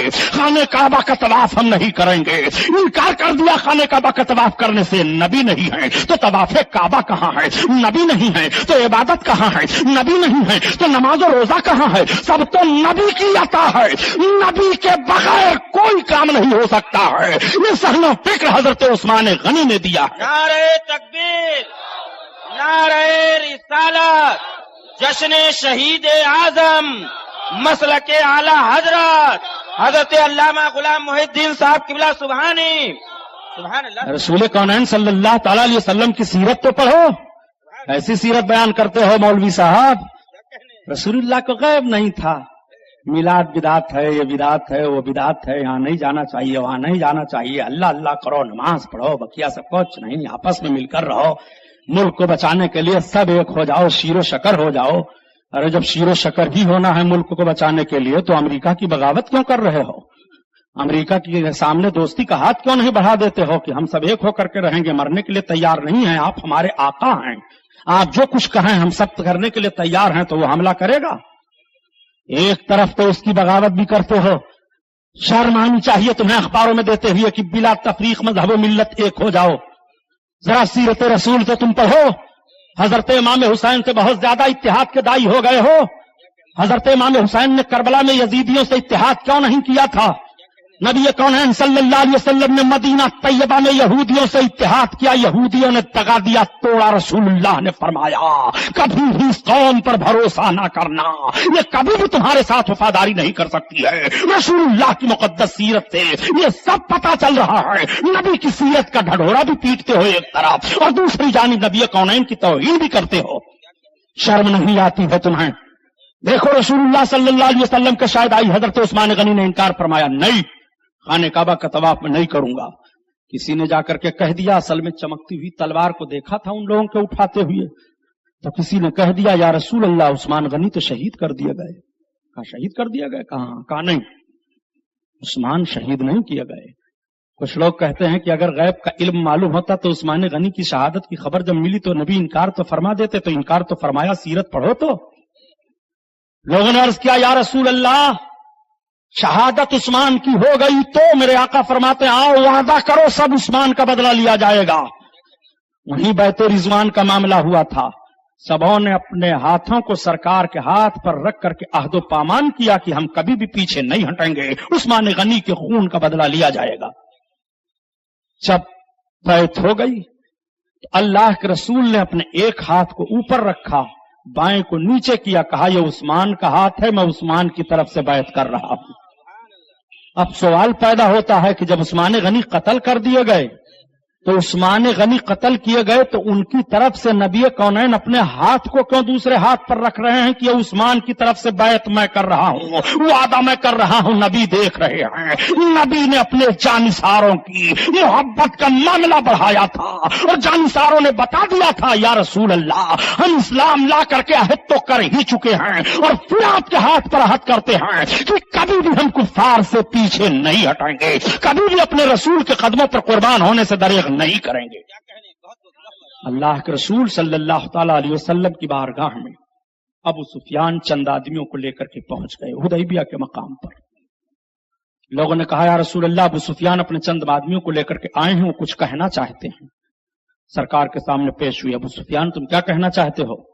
محمد میں تمام مکہ کے لوگوں کی طرف سے صلح کی شرطیں لے کر کے آیا ہوں, آپ کے سامنے پیش کرنا چاہتا ہوں, آپ اسے قبول کریں. میرے آقا نے فرمایا اگر قبول کرنے کے لائق شرطیں ہوں گی تو قبول کی جائیں گی, ورنہ نہیں. آپ پیش کرو. 3 شرطوں کو ان لوگوں نے پیش کیا. آپ اس سال عمرہ نہیں کر سکتے,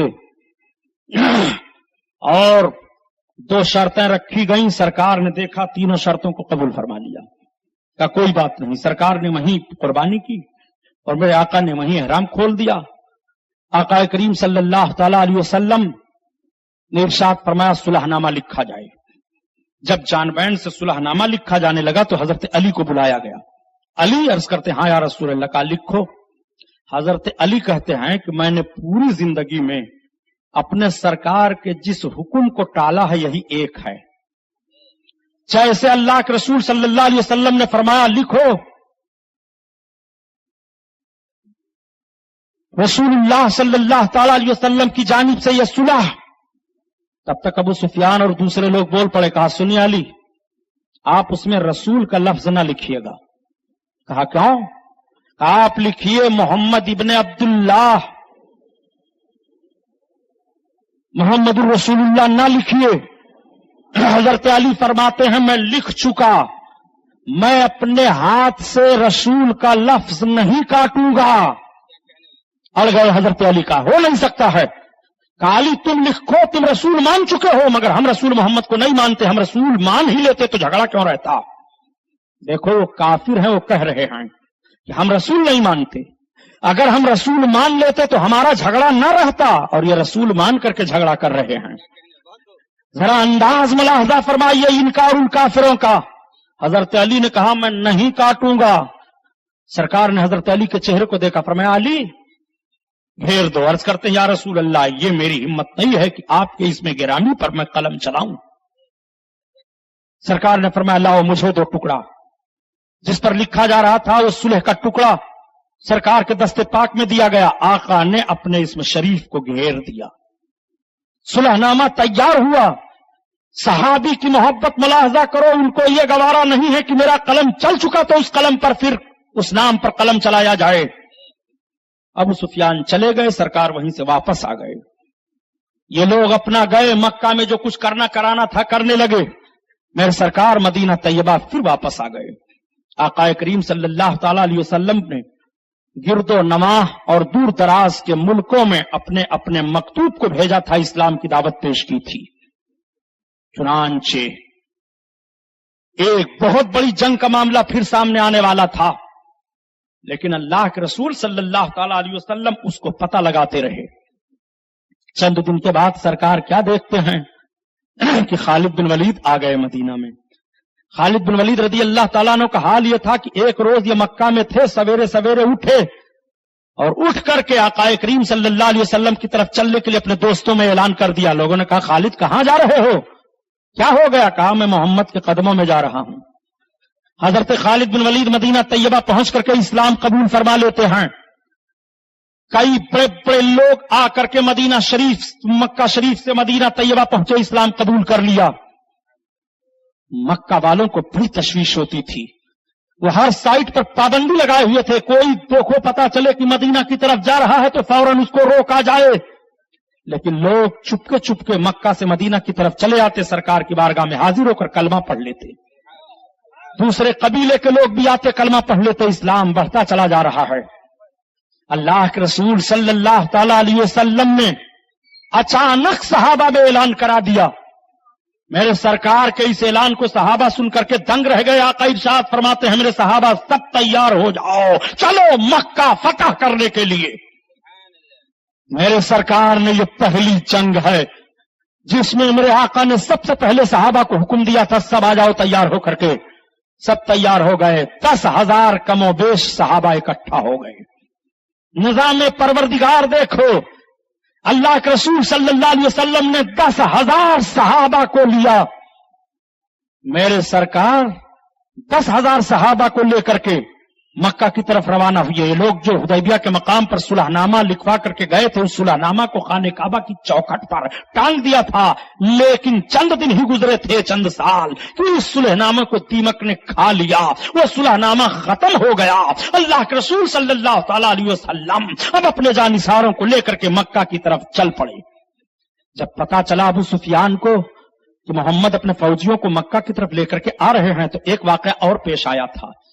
किसी ने बता दिया था मक्का में जाकर के कि मोहम्मद बड़े जोर शोर से तैयारी कर रहे हैं, लेकिन किसी को पता नहीं चला। हजरत अबू बकर सिद्दीक कहते हैं मुझे खुद नहीं पता था। मैं अपनी बेटी हजरत आयशा के पास गया, मैंने कहा आयशा अर्ज करती हैं हाँ अब्बा। कहा अल्लाह के रसूल सल्लल्लाहु अलैहि वसल्लम कहीं जंग की तैयारी कर रहे हैं। अर्ज करती अब्बा ये तो मुझे नहीं मालूम है, अलबत्ता अल्लाह के रसूल ने हुक्म दिया है आयशा तलवार दुरुस्त कर दो, सामान दुरुस्त कर दो, हुक्म तो दिया है, लेकिन मुझे कुछ पता नहीं है कि अल्लाह के रसूल के जाने का इरादा कहां है।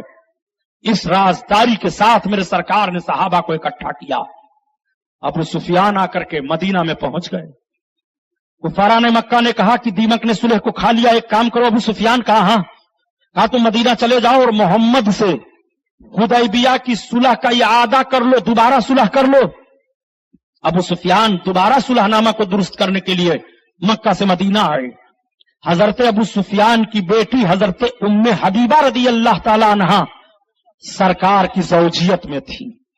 सुफियान की बेटी सरकार की बीवी हैं। ये सुफियान डायरेक्ट अपने बेटी के घर आए। जैसे पहुंचे दरवाजा पर दाखिल हुए, बेटी ने अपने बाप को देखा, बिस्तर लगा हुआ था। बिस्तर पर अबू सुफियान बैठना चाहते थे कि तब तक हजरत उम्मे हबीबा उठी और उन्होंने बिस्तर को समेट दिया। अबू सुफियान ने कहा, बेटी कहाँ? कहा, मैं तेरा बाप हूं। कहा, हाँ। कहा, मैं आया था तो तुझे तो बिस्तर बिछाना चाहिए, तूने बिस्तर को लपेट दिया। क्या मैं इस बिस्तर के लायक नहीं हूं या बिस्तर मेरे लायक नहीं है? तो बेटी का जवाब जरा देखो मोहब्बत रसूल में। आज आपके सीने के अंदर है ऐसी मोहब्बत कि अल्लाह के रसूल के दुश्मन के ताल्लुक से इस तरह नफरत की बेजारी जाहिर करो। इस तरह से तुम्हारे अंदर ईमानी जुरातो हिम्मत हो। अगर ईमानी जुरातो हिम्मत इस तरह से नहीं है तो दावा बे इश्क है, झूठी है मोहब्बत तेरी। तुम्हारे लिए आवाज आ रही है कि मोहम्मद से वफा तूने तो हम तेरे हैं। ये जहां चीज है कि अल्लाह हो कलम तेरे हैं। रसूलुल्लाह के बिस्तर को आपने उलटते हुए फरमाया, अब्बा ये रसूलुल्लाह का बिस्तर है और तुम मुशरिक हो, नापाक हो, नापाक को रसूलुल्लाह के बिस्तर पर बैठने की इजाजत नहीं है। जरा गौर फरमाइए, बेटी को बाप से कितना प्यार होता है। बच्ची अपने बाप को अपने मैके की चीज को पाले तो किस तरह मोहब्बत की निगाहों से देखती है। मुस्लिमा औरतें ज़हनो फिक्र लें, लेकिन अल्लाह के रसूल सल्लल्लाहु अलैहि वसल्लम की ज़ौजियत में है, अपने बाप की मोहब्बत को ठोकर मार दिया, रसूलुल्लाह की मोहब्बत पर कुर्बान हो गई। ये मिजाज है। अबू सुफियान मायूस होकर के वापस होने लगे। बहुत चिरौरी मिन्नती अबू सुफियान ने कराई। सरकार की बेटी हजरत फातिमा के पास गए, हजरत अली के पास गए, बड़ी चिरौरी की कि अपने बाप से कह दो फातिमा सुलह कर लें, हम तुम्हारे लिए बेटी जो कहो करने के लिए तैयार हैं। किसी ने कहा कि हसन से कहो, सरकार के नवासे हैं। हजरत फातिमा ने इरशाद फरमाया, हसन से कहने की जरूरत क्या है, वो बच्चे हैं, मामलात को बच्चे क्या जाने। अल्लाह के रसूल सल्लल्लाहु अलैहि वसल्लम ने इनकार कर दिया है तो तुम्हारी सिफारिश कोई नहीं कर सकता है। अबू सुफियान तुम्हारे लिए आफियत यही है कि तुम वापस चले जाओ। मायूस होकर के अबू सुफियान मदीना तैयबा से वापस आ गए। फिर इन लोगों ने क्या काम किया, हजरत अब्दुल्ला हजरत मसूद इब्ने उरवा रदी अल्लाह ताला अन्हु को भेजा कि जाओ देखाओ मदीना में मोहम्मद का हाल क्या है। तो जब ये आए मदीना तैयबा में तो सहाबा मस्जिद नबवी में जमा थे। अल्लाह के रसूल उजू फरमा रहे थे। इन्होंने अपने घोड़े से उतर करके जब सरकार को देखना चाहा तो देखते क्या हैं कि रसूलुल्लाह सल्लल्लाहु अलैहि वसल्लम अपने चुल्लू में जो पानी लेकर के उजू फरमाते हैं, उस पानी को उनके जानिसार जमीन पर नहीं गिरने देते, रोक लेते हैं उस पानी को, और रोकने के बाद पीते हैं, अपने चेहरे पर और जिस्म पर मलते हैं। मौलवी साहब, कुरान में कहां आया है कि रसूलुल्लाह जब वुजू करें तो उनका पानी जमीन पर ना गिरने दो, उसको पी लो? जरा बताइए तो हमें, कुरान में है कहीं? सहाबा ये क्यों कर रहे हैं? अल्लाह के रसूल से जो पानी लग जाए उस पानी को लेकर पीते हैं, अपने जिस्मों पर मलते हैं। क्या समझ करके मलते हैं? बल्कि यहां तक रवायत मौजूद है कि जिसको पानी नहीं मिलता है वो दूसरे के हाथ की तली को लेकर के अपने चेहरे पर मल लिया करता है कि ये पानी रसूलुल्लाह के जिस्म से निस्बत कर गया। एहतराम रसूल जरा मुलाहजा फरमाओ। मेरे सरकार जब थूकते हैं तो हजरत मसूद उरवा फरमाते हैं तो मैंने देखा कि उनका थूक जमीन पर नहीं गिरता, बल्कि उनके जानिसार अपने हाथ पर रोक करके और अपने चेहरे पर मलते हैं। वापस चले गए। मक्का वालों ने कहा, क्या हाल है? कहा, हाल तो बहुत बेहतर है, मैंने बड़े बड़े दरबारों को देखा, मेरी राय यह है कि मोहम्मद से जंग ना करो, सुलह कर लो, या तो उन पर ईमान ले आओ। कहा, तुम्हारा भी दिमाग खराब हो गया है? कहा, हमारा दिमाग नहीं खराब है, सुनो, मैंने देखा है मदीना में उनसे मोहब्बत करने वालों को उनके जिस्म का लगा हुआ पानी जमीन पर नहीं गिरने पाता है, तो उनका खून वो कब जमीन पर गिरना पसंद करेंगे? इसलिए जिस कौम को अपने रहबर से इतनी मोहब्बत हो उस कौम से कभी भी कामयाबी नहीं मिल सकती है। अपने आका की मोहब्बत जरा मुलाहजा करो, पेश करो सहाबा जैसा जौहर। हजरत इमाम मालिक से किसी ने पूछा कि ए इमाम, ये बताओ कि सहाबा सरकार से कैसी मोहब्बत करते थे? تو حضرت امام مالک فرماتے ہیں کہ اگر تم صحابہ کی محبت کو دیکھتے سرکار سے تو ان کو دیوانہ کہتے، اور وہ تمہیں دیکھ لیتے صحابہ تو تمہیں کافر کہتے۔ یہ دیوانگی کا عالم تھا صحابیوں کا، یہ محبت کا معاملہ ہے صحابیوں کا اللہ کے رسول صلی اللہ علیہ وسلم سے۔ میرے سرکار 10,000 لشکر لے کر کے کعبہ کی طرف چلے ہیں، مکہ فتح کرنے کے لیے چلے ہیں۔ ابو سفیان کو پتا چل گیا، یہ پھر چل پڑے۔ آئے یا آ ہی رہے تھے کہ حضرت عباس سرکار کے چچا مل گئے جو سب سے پہلے کلمہ پڑھ چکے تھے۔ ابو سفیان سے ملاقات ہوئی، سرکار کے چچا نے کہا ابو سفیان پھر کیسے آئے ہو؟ کہا عباس میں پھر حالات کا جائزہ لینے آیا ہوں، مجھ کو مکہ کے لوگوں نے بیٹھنے نہیں دیا۔ حضرت عباس نے کہا ابو سفیان اب عافیت اسی میں ہے کہ کلمہ پڑھ لو۔ حضرت عباس نے بہت سمجھایا، کہا عباس تم ہمیں دکھا دو کہ تمہارے رسول کے دیوانوں کا حال کیا ہے۔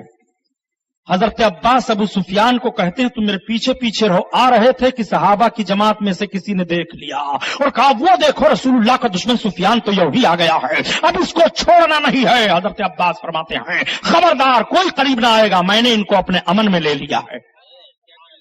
اللہ کے رسول صلی اللہ علیہ وسلم کی بارگاہ میں سفیان حاضر ہوتے ہیں، سرکار صلی اللہ علیہ وسلم کے دیوانوں کو دیکھتے ہیں، تھوڑی دیر تک بحث ہوتی ہے، عرض کرتے ہیں یا رسول اللہ مجھے کلمہ پڑھا لیجیے۔ سرکار نے کلمہ پڑھایا، اسلام میں داخل فرما لیا۔ اب ذرا انداز دیکھو، حضرت عباس رضی اللہ تعالیٰ عنہ فرماتے ہیں یا رسول اللہ ابو سفیان مکہ کے تمام لوگوں کے سردار اس وقت مانے گئے ہیں، ان کے لیے کوئی اعزازی جملہ آپ فرما دیں، یہ اقتدار پسند ہیں، ان کی عزت افزائی کچھ آپ فرما دیں۔ اللہ کے رسول جب اپنے لشکر کو لے کر کے چلنے لگتے ہیں تو ارشاد فرماتے ہیں اے میرے لشکریو، ابو سفیان کے گھر میں جو گھس جائے گا اسے بھی امان ہے، ابو سفیان کا نام جو لے لے گا اسے بھی امن دے دیا جائے گا۔ ابو سفیان یہ عزت پا کر کے بہت خوش ہوئے، لیکن ابھی سب کو علم نہیں ہوا کہ ابو سفیان اسلام لائے ہیں۔ اللہ کے رسول نے اپنے لشکریوں سے اپنے شہدائیوں سے فرمایا کہ یہ کام کرو، مکہ بالکل قریب ہے، آج رات یہیں پڑاؤ کرو اور سارے لوگ الگ الگ آگ روشن کرو، چولہا جلاؤ۔ سارے لوگ جلانے لگے۔ اب جب ادھر سے لوگوں نے دیکھا تو کہا اوہو اتنی بھاری فوج لے کر کے محمد آ رہے ہیں، اب ان سے تو کامیابی نہیں مل سکتی ہے۔ رب صبح کا سفیدہ نمودار ہوا، اللہ کے رسول نے سارے لوگوں کو چلنے کا حکم دیا تو ہر قبیلے کا جھنڈا الگ الگ تھا۔ سرکار نے فرمایا پہلے یہ قبیلہ جائے، پھر اس قبیلے کا صدر جائے، پھر یہ قبیلہ جھنڈا لے کر آگے بڑھے، اور حضرت عباس سے کہا کہ تم ایک اونچے پہاڑ پر لے کر کے ابو سفیان کو کھڑے ہو جاؤ اور ابو سفیان دیکھتے رہیں۔ حضرت عباس لے کر کے ایک کنارے ان کو کھڑے ہو گئے، اسلامی مجاہدین گزر رہے ہیں، ابو سفیان کی نگاہ دیکھ رہی ہے۔ ابو سفیان پوچھتے ہیں عباس یہ کس قبیلہ کے جوان ہیں؟ فلاں قبیلہ کے لوگ ہیں۔ وہ قبیلہ گزر گیا۔ عباس یہ کون لوگ ہیں؟ فلاں لوگ ہیں۔ عباس یہ کون لوگ ہیں؟ فلاں لوگ ہیں۔ عباس اللہ کے رسول کہاں ہیں؟ تب تک میرے آقا رسالت و نبوت کا تاج لیے ہوئے میرے سرکار تشریف لا رہے ہیں۔ ابو سفیان نے دیکھا تو کہا عباس تمہارے بھتیجا تو بادشاہ لگ رہے ہیں۔ تب تک عباس نے کہا ابو سفیان ابھی بھی تمہارے ذہن و فکر سے وہ بات نہیں گئی، وہ بادشاہ نہیں ہیں، یہ رسولوں کے امام ہیں، یہ سید المرسلین ہیں۔ اللہ اللہ میرے آقا صلی اللہ تعالی علیہ وسلم تشریف لے گئے۔ جب مکہ کے کافروں کو پتا چلا تو سبوں نے اپنی تلواروں کو زمین پر رکھ دیا۔ حضرت اکرمہ اور چند اور بہادر ایک کونے سے مسلمانوں پر اور چند اجڈ قسم کے لوگ حملہ آور ہوئے، تیاری کر لیے تھے پہلے سے۔ سرکار نے سب کو منع کر دیا تھا کہ جو تلوار رکھ دے گا اس پر نہ ہاتھ اٹھانا، جو گھر میں گھس جائے گا اس پر نہ ہاتھ اٹھانا، عورتوں کو نہ قتل کرنا، کسی بچے کو نہ مارنا، کسی بوڑھے کو نہ مارنا، جو پناہ مانگے کا پناہ دے دینا، جو ابو سفیان کے گھر میں گھسے گا پناہ ہو جائے گا، جو ابو سفیان کا نام لے گا اسے پناہ مل جائے گا۔ رسول اللہ نے یہ ہدایتیں دے کر کے اپنے فوجیوں کو داخل ہونے کے لیے حکم فرما دیا۔ ایک طرف سے حضرت علی داخل ہو رہے ہیں، ایک طرف سے دوسرے لوگ داخل ہو رہے ہیں۔ حضرت خالد بن ولید جس طرف طرف سے داخل ہوئے تھے اور حضرت علی جس طرف سے داخل ہوئے تھے اسی طرف اکرما وغیرہ تھے. تھوڑی سی جنگ ہوتی ہے, ایک دو شہادت ہوتی ہے, بقیہ سب بھاگ جاتے ہیں. اللہ کے رسول صلی اللہ علیہ وسلم نے ملاحظہ فرمایا کہ اس کونے سے حرم کے تلواریں چمک رہی ہیں. اللہ کے حبیب نے فرمایا علی جا کر کے دیکھو. آ کر کے عرض کرتے ہیں یا رسول اللہ, چند مجرد قسم کے لوگ تھے, انہوں نے تلواریں نکال لی تھی تو خالد بن ولید نے دفاع کیا ہے اور ان سب لوگوں کو ہٹا دیا ہے. سارے لوگ چلے گئے. ابو جہل کے لڑکے اکرما مکہ چھوڑ کر کے بھاگ رہے ہیں. انہوں نے کہا اب ہم محمد پر کامیاب نہیں ہوئے تو ہم محمد کا چہرہ نہیں دیکھ سکتے ہیں. وہ یمن کی طرف بھاگتے چلے جا رہے ہیں. اکرما بھاگ گئے, کئی لوگ ادھر ادھر بھاگ گئے. اللہ کے رسول صلی اللہ تعالی علیہ وسلم باب الفتح, جہاں آج مکہ شریف میں لکھا ہوا ہے, حاجی لوگ جاتے ہیں جانتے ہیں لکھا ہوا باب الفتح, اسی راستے سے میرے سرکار خانہ کعبہ کے اندر داخل ہو رہے ہیں اور نبی آیت کریمہ تلاوت کر رہے ہیں.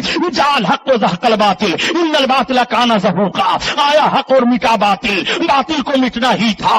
نبی کونین خانہ کعبہ میں جاتے ہیں اور جانے کے بعد سرکار نے ملاحظہ فرمایا یہ بت رکھا ہے, یہ بت رکھا ہے, یہ بڑے بڑے پتھر رکھے ہیں. آقا کریم صلی اللہ تعالی علیہ وسلم نے حضرت علی کو بلایا, علی آ جاؤ. حضرت علی گئے. سرکار نے توڑ توڑ کر کے ایک ایک بتوں کو فرمایا باہر پھینکو. سارے باہر پھینکے جا رہے ہیں. ایک بت اوپر تھا. اللہ کے رسول نے فرمایا علی اسے تم توڑو. عرض کرتے ہیں یا رسول اللہ آپ ہمارے دوش مبارک پر ہو جائیں, آپ اپنے عصا سے مار دیں ٹوٹ جائے. اللہ کے حبیب فرماتے ہیں علی تم میرے بوجھ کو نہیں اٹھا سکتے ہو, آؤ میں تمہیں سہارا دے دیتا ہوں. نبی کونین نے حضرت علی کو سہارا دیا. حضرت علی نے اسے توڑ دیا. سارے خانے کعبہ کو بتوں کی آلائشوں سے پاک کیا گیا. ایک پتھر کو سرکار نے نکالا, وہ جنتی پتھر حجر اسود ہے. رسول اللہ نے اسے رکھ دیا, وہ جنتی پتھر ہے, اس کی زیارت کی جاتی ہے, چوما جاتا ہے. رسول اللہ نے چوم لیا.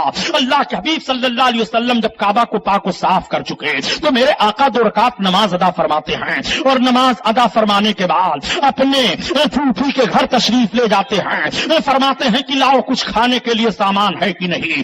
آپ کی پھوپھی کہتی ہے مجھے شرم آئی, میرے گھر میں روٹی کے چند ٹکڑے سوکھے ہوئے تھے. میں نے عرض کیا یا رسول اللہ یہی سوکھے ہوئے ٹکڑے روٹی کے ہیں. اللہ کے حبیب صلی اللہ علیہ وسلم نے فرمایا لاؤ پانی لاؤ. اس پانی میں سرکار نے روٹی کو بھگویا. نبی کونین صلی اللہ علیہ وسلم مکہ فتح کر رہے ہیں, سارا مکہ قبضہ میں آ گیا ہے, خانہ کعبہ کے بتوں کو صاف فرما دیا ہے. میرے رسول سوکھی ہوئی روٹی تناول فرما رہے ہیں. رسول اللہ کے قناعت والی زندگی کو ملاحظہ فرماؤ. اسی لیے تو اعلیٰ حضرت عظیم البرکت فرماتے ہیں کل جہان مل کو جو کی روٹی غذا اس شکم کی قناعت پہ لاکھوں سلام, لاکھوں سلام. اللہ اللہ. آقا کریم صلی اللہ تعالی علیہ وسلم اس کے بعد فرماتے ہیں کہاں ہے عثمان بن طلحہ, ان کو بلاؤ. عثمان بن طلحہ وہ ہیں جن کے پاس کعبہ کی چابی رہا کرتی تھی. جب رسالت و نبوت کا میرے آقا نے اعلان فرمایا تھا تو مکہ میں ایک روز عثمان بن طلحہ سے کہا اے عثمان یہ چابی ہمیں دے دو, آج میں کعبہ کھولوں گا. عثمان نے کہا, عثمان بن طلحہ نے چابی آپ کو نہیں ملے گی. اللہ کے رسول فرماتے ہیں عثمان بن طلحہ سن لے, ایک دن یہ چابی میرے ہاتھ میں آئے گی, اس وقت تو میرا محتاج ہوگا. رسول اللہ بشارت دے رہے ہیں. میرے سرکار نے بلایا عثمان بن طلحہ آؤ. جب سامنے آئے فرماتے ہیں چابی لاؤ. قدموں میں ڈال دیا. آقا نے فرمایا دیکھ عثمان میں نے کہا تھا کہ نہیں کہا تھا کہ ایک روز یہ چابی میرے قبضہ میں آئے گی, میں جسے چاہوں گا دوں گا. عثمان دیکھ پھر میں تجھے یہ چابی دے رہا ہوں, اب یہ چابی تیرے خاندان میں نسل بعد نسلین رہے گی. یہ چابی تیرے خاندان سے وہی لے گا جو ظالم ہوگا. اللہ کے رسول نے بشارت دے دی اور چابی واپس فرما دیا. نبی کونین خانہ کعبہ کا طواف فرما رہے ہیں. اللہ کے رسول جب خانہ کعبہ سے باہر آئے اور مکہ کے گرد و نواح کا جائزہ لینا شروع کر دیا تو بچے اپنے ماں کی گود سے اچھل پڑے. کہا نبی کو دکھا دو جنہوں نے رحم و کرم کا اعلان کر دیا ہے, اس نبی کی ہم زیارت کرنا چاہتے ہیں. اللہ کے رسول صلی اللہ تعالی علیہ وسلم کے ایک صحابی نے اپنی تلوار کو چمکاتے ہوئے کہا تھا اے ابو سفیان, اے مکہ کے کافروں, آج ہم تمہیں بتائیں گے تمہارے ساتھ کیا سلوک ہوتا ہے. تمہیں لوگوں نے ہم لوگوں کو نکالا تھا, یہ سارے جو اور بچ رہے ہیں اپنے اپنے گھروں کو جاتے ہیں, اپنے گھروں کا جائزہ لیتے ہیں. نبی کونین صلی اللہ علیہ وسلم سے ابو سفیان عرض کرتے ہیں یا رسول اللہ آپ کے صحابی اس طرح سے کہہ رہے ہیں. میرے آقا نے فرمایا ایسا مت کہو, الیوم یوم المرحمہ, آج کا دن رحمت کا دن ہے. میں نے सबको माफी का परवाना दे दिया है, जितने मुखालफीन हैं सबको मैंने माफ कर दिया है। अब घरों के दरवाजे खुल रहे हैं, औरतें बाहर निकल रही हैं, बच्चे माओं की गोद से उछल रहे हैं। ये रसूलुल्लाह जा रहे हैं, जियारत कर लो, ये नबी जा रहे हैं, जियारत कर लो। यही रसूल है जो रात की तारीकी में अपने वतन मक्का को छोड़ करके मदीना गए थे, आज फिर यही वापस आए हैं। हमने तो समझा था कि इतनी भारी लश्कर को लेकर के आए हैं, हमारी औरतों को तहे तेग किया जाएगा, बच्चों को मार दिया जाएगा, हमें कुर्बान कर दिया जाएगा, कत्ल कर दिया जाएगा।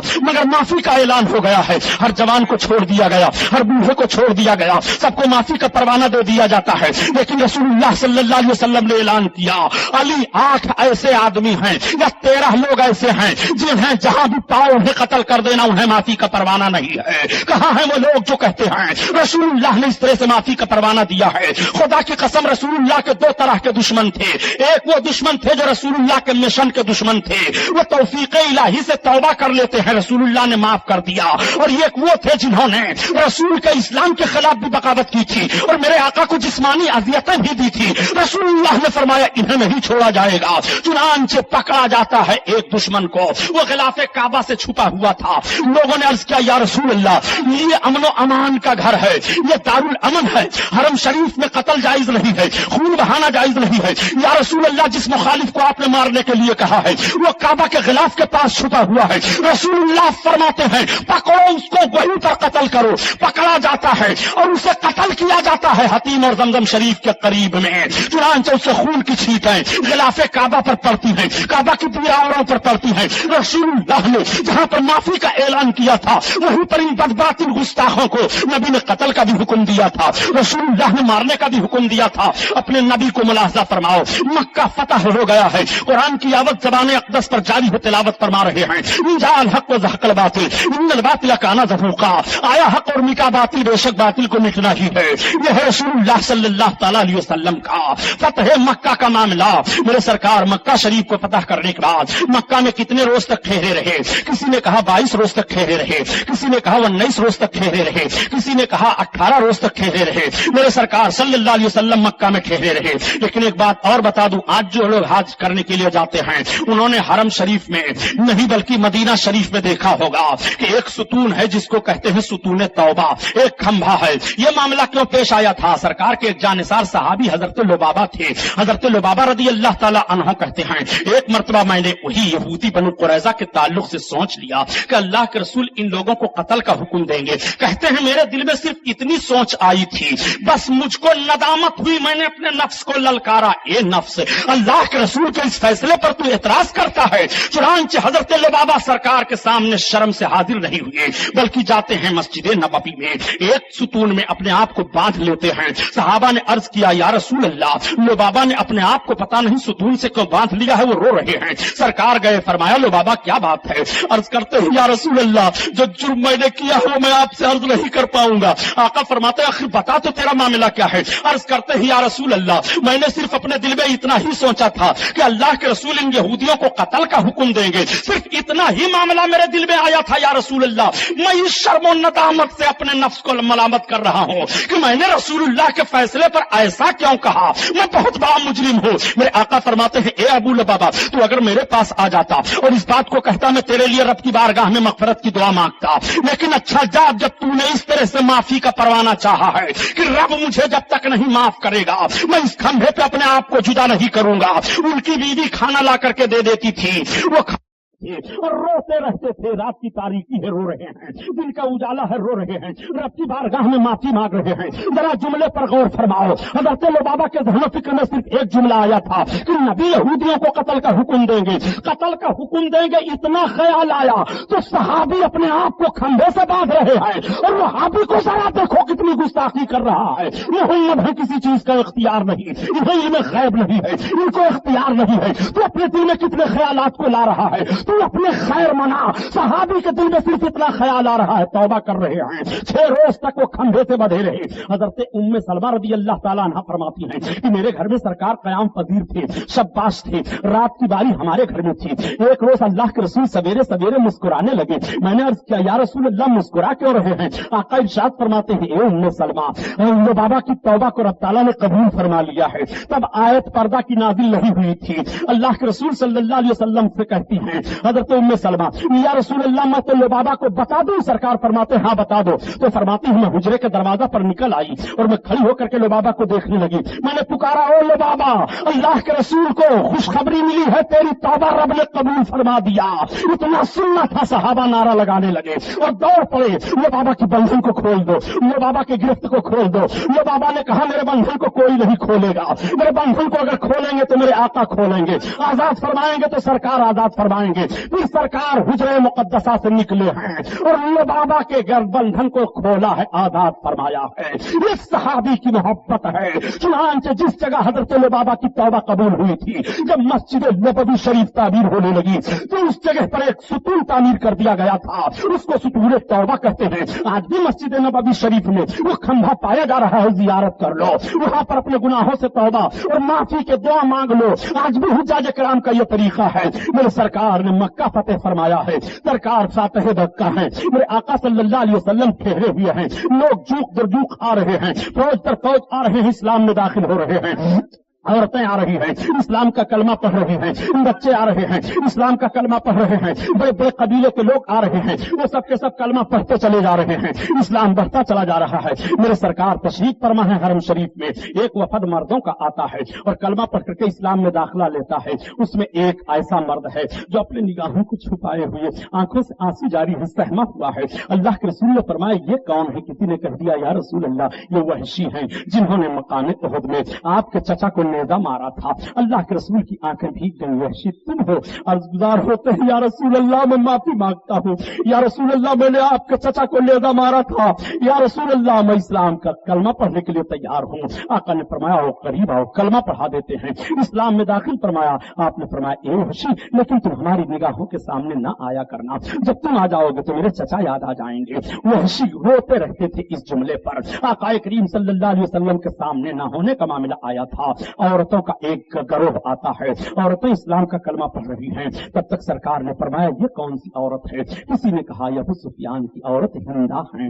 اللہ کے رسول صلی اللہ تعالی علیہ وسلم نے فرمایا تم ہندا ہو؟ عرض کیا ہاں یا رسول اللہ میں ہی ہندا ہوں. کلمہ پڑھو گی؟ کلمہ تو ضرور پڑھوں گی لیکن آپ سے کچھ بات کرنی ہے. بہت ڈھیٹ عورت مانی گئی تھی وہ. اس وقت بھی انہوں نے سرکار کے سامنے عرض کیا یا رسول اللہ میں چند باتوں کو پوچھنا چاہتی ہوں. اللہ کے حبیب فرماتے کیا پوچھتی ہو؟ سرکار نے ارشاد فرمایا پوچھو جو تمہیں پوچھنا ہے. انہوں نے چند باتیں پوچھی، سرکار نے جواب دیا. اس کے بعد سرکار سے عرض کرتی ہیں چوری کرنا کیا ہے؟ آقا نے فرمایا چوری جائز نہیں ہے، حرام ہے. کہتی ہے میں اپنے شوہر ابو سفیان کی جیب سے کبھی کبھی نکال لیا کرتی ہوں کچھ درہم و دینار. یہ سرکار نے فرمایا تمہارا معاملہ ہے. پھر انہوں نے چند باتوں کو اور کہا اے ہندا بتا تیرا خیال کیا ہے؟ تو کہتی ہیں اب ہمارا خیال آپ سن لیجئے. سارے لوگوں میں سب سے برا میں پہلے آپ کو جانتی تھی، لیکن آج ہماری نگاہ میں آپ سے اچھا روئے زمین پر کوئی نہیں ہے، آپ سے جیسا محبوب کوئی نہیں ہے. اللہ کے حبیب صلی اللہ علیہ وسلم نے کلمہ پیش فرمایا. ہندا بھی داخل اسلام ہو رہی ہیں. ایسے لوگوں کو اسلام میں داخلہ آپ نے دے دیا. ابو جہل تو مقام بدر میں مار دیا گیا تھا مگر ان کے لڑکے اکرما ہیں. اکرما بھاگ گئے تھے مکہ چھوڑ کر کے. اکرما کی بیوی آئیں اسلام قبول کر لیتی ہیں. چنانچہ عورتوں کی ایک جماعت اور آتی ہے. اللہ کے رسول صلی اللہ علیہ وسلم نے انہیں بھی کلمہ پڑھا دیا. اکرما کی بیوی دوڑ کر کے باہر نکلتی ہیں اور چلی جاتی ہیں. اکرما بھاگ کر کے گئے تھے. اکرما کو کہتی ہیں اکرما واپس چلو، اللہ کے رسول بڑے رحیم و کریم ہیں، سب کو معافی کا پروانہ دے دیا ہے. کہا بیگم تم چلی جاؤ، میں واپس نہیں جاؤں گا. محمد مجھ کو نہیں چھوڑیں گے. ان کے خلاف میری بہت تلواریں چلی ہیں. میرا باپ بدر میں مارا گیا ہے، میں بہت بڑا ان کا دشمن ہوں. بیوی نے کہا میں نے تمہارے لیے امن کا پروانہ مانگ لیا ہے. اللہ کے رسول سے میں کہہ کر کے آئی ہوں یا رسول اللہ میرے شوہر بھاگ گئے ہیں، میں انہیں لینے جا رہی ہوں. سرکار نے فرمایا جاؤ لے آؤ، ان کے لیے امن و امان ہے. تم کو رسول اللہ نے امن و امان دے دیا ہے، اتنا سننا تھا. اکرما تھوڑی دیر تک سوچتے ہیں، ان کی آنکھیں بھیگ جاتی ہیں. جس رسول کے خلاف میری اتنی تلواریں چلی ہیں وہ مجھے امن و امان دے رہے ہیں. واقعی وہ نبی برحق ہیں، واقعی وہ رسول اللہ ہیں. وہ اپنے بیوی کے ساتھ اپنے گھر آتے ہیں اور کہتے ہیں اے بیوی تم مجھے کیسے رسول اللہ کی بارگاہ میں لے چلو گی؟ کہتی ہیں چلو تم میرے ساتھ لے کر کے آئیں، اللہ کے رسول اپنے گھر میں ہیں، تب تک جاتی ہیں اور کہتی ہیں یا رسول اللہ میرے شوہر آ گئے۔ اتنا سننا تھا، سرکار بہت پھرتی سے اٹھے، چادر سرک کر زمین پر آ گئی، اللہ کے رسول پڑھے اور اکرما کو سینے سے لگایا، اکرما قدموں پر گر پڑے، یا رسول اللہ اب کلمہ پڑھا لو، میرے سرکار اب کلمہ پڑھاؤ۔ نبی کونین صلی اللہ علیہ وسلم نے کلمہ پڑھا کر کے اکرما کو اسلام میں داخل کر لیا۔ باپ ہے کافر ہے، میدان مقام بدر میں مارا جاتا ہے، بیٹا رسول اللہ کے قدموں میں آ رہا ہے۔ ایک مرتبہ صحابہ سے میرے آقا نے ارشاد فرمایا تھا معراج کا واقعہ بیان کرتے ہوئے کہ میں جب جنت کو دیکھنے کے لیے گیا تو میں نے جنت میں دیکھا انگور کا ایک گچھا ہے، اس گچھے پر ابو جہل کا نام لکھا ہوا ہے۔ صحابہ نے عرض کیا یا رسول اللہ اس کا مطلب کیا ہے؟ آقا فرماتے ہیں مطلب معلوم ہو جائے گا۔ جب اکرما اسلام لائے تو آقا نے فرمایا میرے صحابہ جو جنت میں نے انگور کا گچھا دیکھا تھا وہ ابو جہل کا لڑکا یہ اکرما اسلام قبول کر رہا ہے، اسلام لا رہا ہے۔ اللہ اکبر، وہ نبی کونین صلی اللہ علیہ وسلم ہیں اور یہ سرکار کے معافی کا پروانہ جاری ہو رہا ہے۔ اس طرح سے لوگ نبی کونین کے قدموں میں آ رہے ہیں۔ رسول اللہ نے حکم دیا بلال مکہ میں اذان کہو۔ حضرت بلال مدینہ میں اذان کہہ رہے تھے، مکہ میں اذان نہیں ہوئی تھی۔ آج مکہ میں پہلی بار اذان ہونے جا رہی ہے، اللہ کے رسول مکہ میں داخل ہوئے ہیں۔ حضرت بلال رضی اللہ تعالیٰ عنہ کو حکم دیا جاتا ہے بلال اذان کہو۔ حضرت بلال عرض کرتے ہیں یا رسول اللہ کہاں سے اذان کہوں؟ آقا فرماتے ہیں خانہ کعبہ پر چڑھ جاؤ۔ کعبہ کی چھت پر حضرت بلال چڑھ گئے۔ حضرت بلال نے سرکار کی طرف اپنے رخ انور کو کر لیا اور اذان دینا شروع کر دیتے ہیں۔ جب دیکھا مکہ کے اور بڑے بڑے لوگوں نے جو ابھی ادھر ادھر تھے اپنے اپنے گھروں میں چھپے ہوئے تھے کہ بلال جیسے حبشی غلام کو رسول اللہ نے خانہ کعبہ پر چڑھا دیا ہے، اتنی عزت دی ہے تو سارے مالدار بھی باہر نکل آئے۔ جب رسول اللہ نے غلام کو اتنی عزت دی ہے تو مالداروں کو رسول کتنی عزت عطا فرمائیں گے؟ سارے کے سارے لوگ مسلمان ہو جاتے ہیں۔ میرے سرکار نے مکہ فتح فرما لیا، مکہ کے لوگ اسلام قبول کر لیتے ہیں، اسلامی جھنڈا لہرانے لگتا ہے۔ مدینہ طیبہ کے سارے لوگ اسلام قبول کر لیے ہیں، اسلامی جھنڈا لہرا رہا ہے۔ نبی اسلام بڑھتا چلا جا رہا ہے، اسلام پھیلتا پھولتا چلا جا رہا ہے۔ بڑے بڑے قبیلے کے لوگ آ رہے ہیں، اب کوئی نہیں بچ رہا ہے۔ ادھر ادھر جو بھاگ گئے تھے وہ پھر اپنے اپنے جنگی محاذ کو قائم کر رہے ہیں۔ یہ خیبر کی جنگ ہے، یہ فلاں جگہ کی جنگ ہے، یہ جنگ موتا ہے، یہ فلاں غزوہ ہے۔ کئی غزوات ہوئے ہیں، اللہ کے رسول صلی اللہ علیہ وسلم نے 9 غزووں میں شرکت کی ہے۔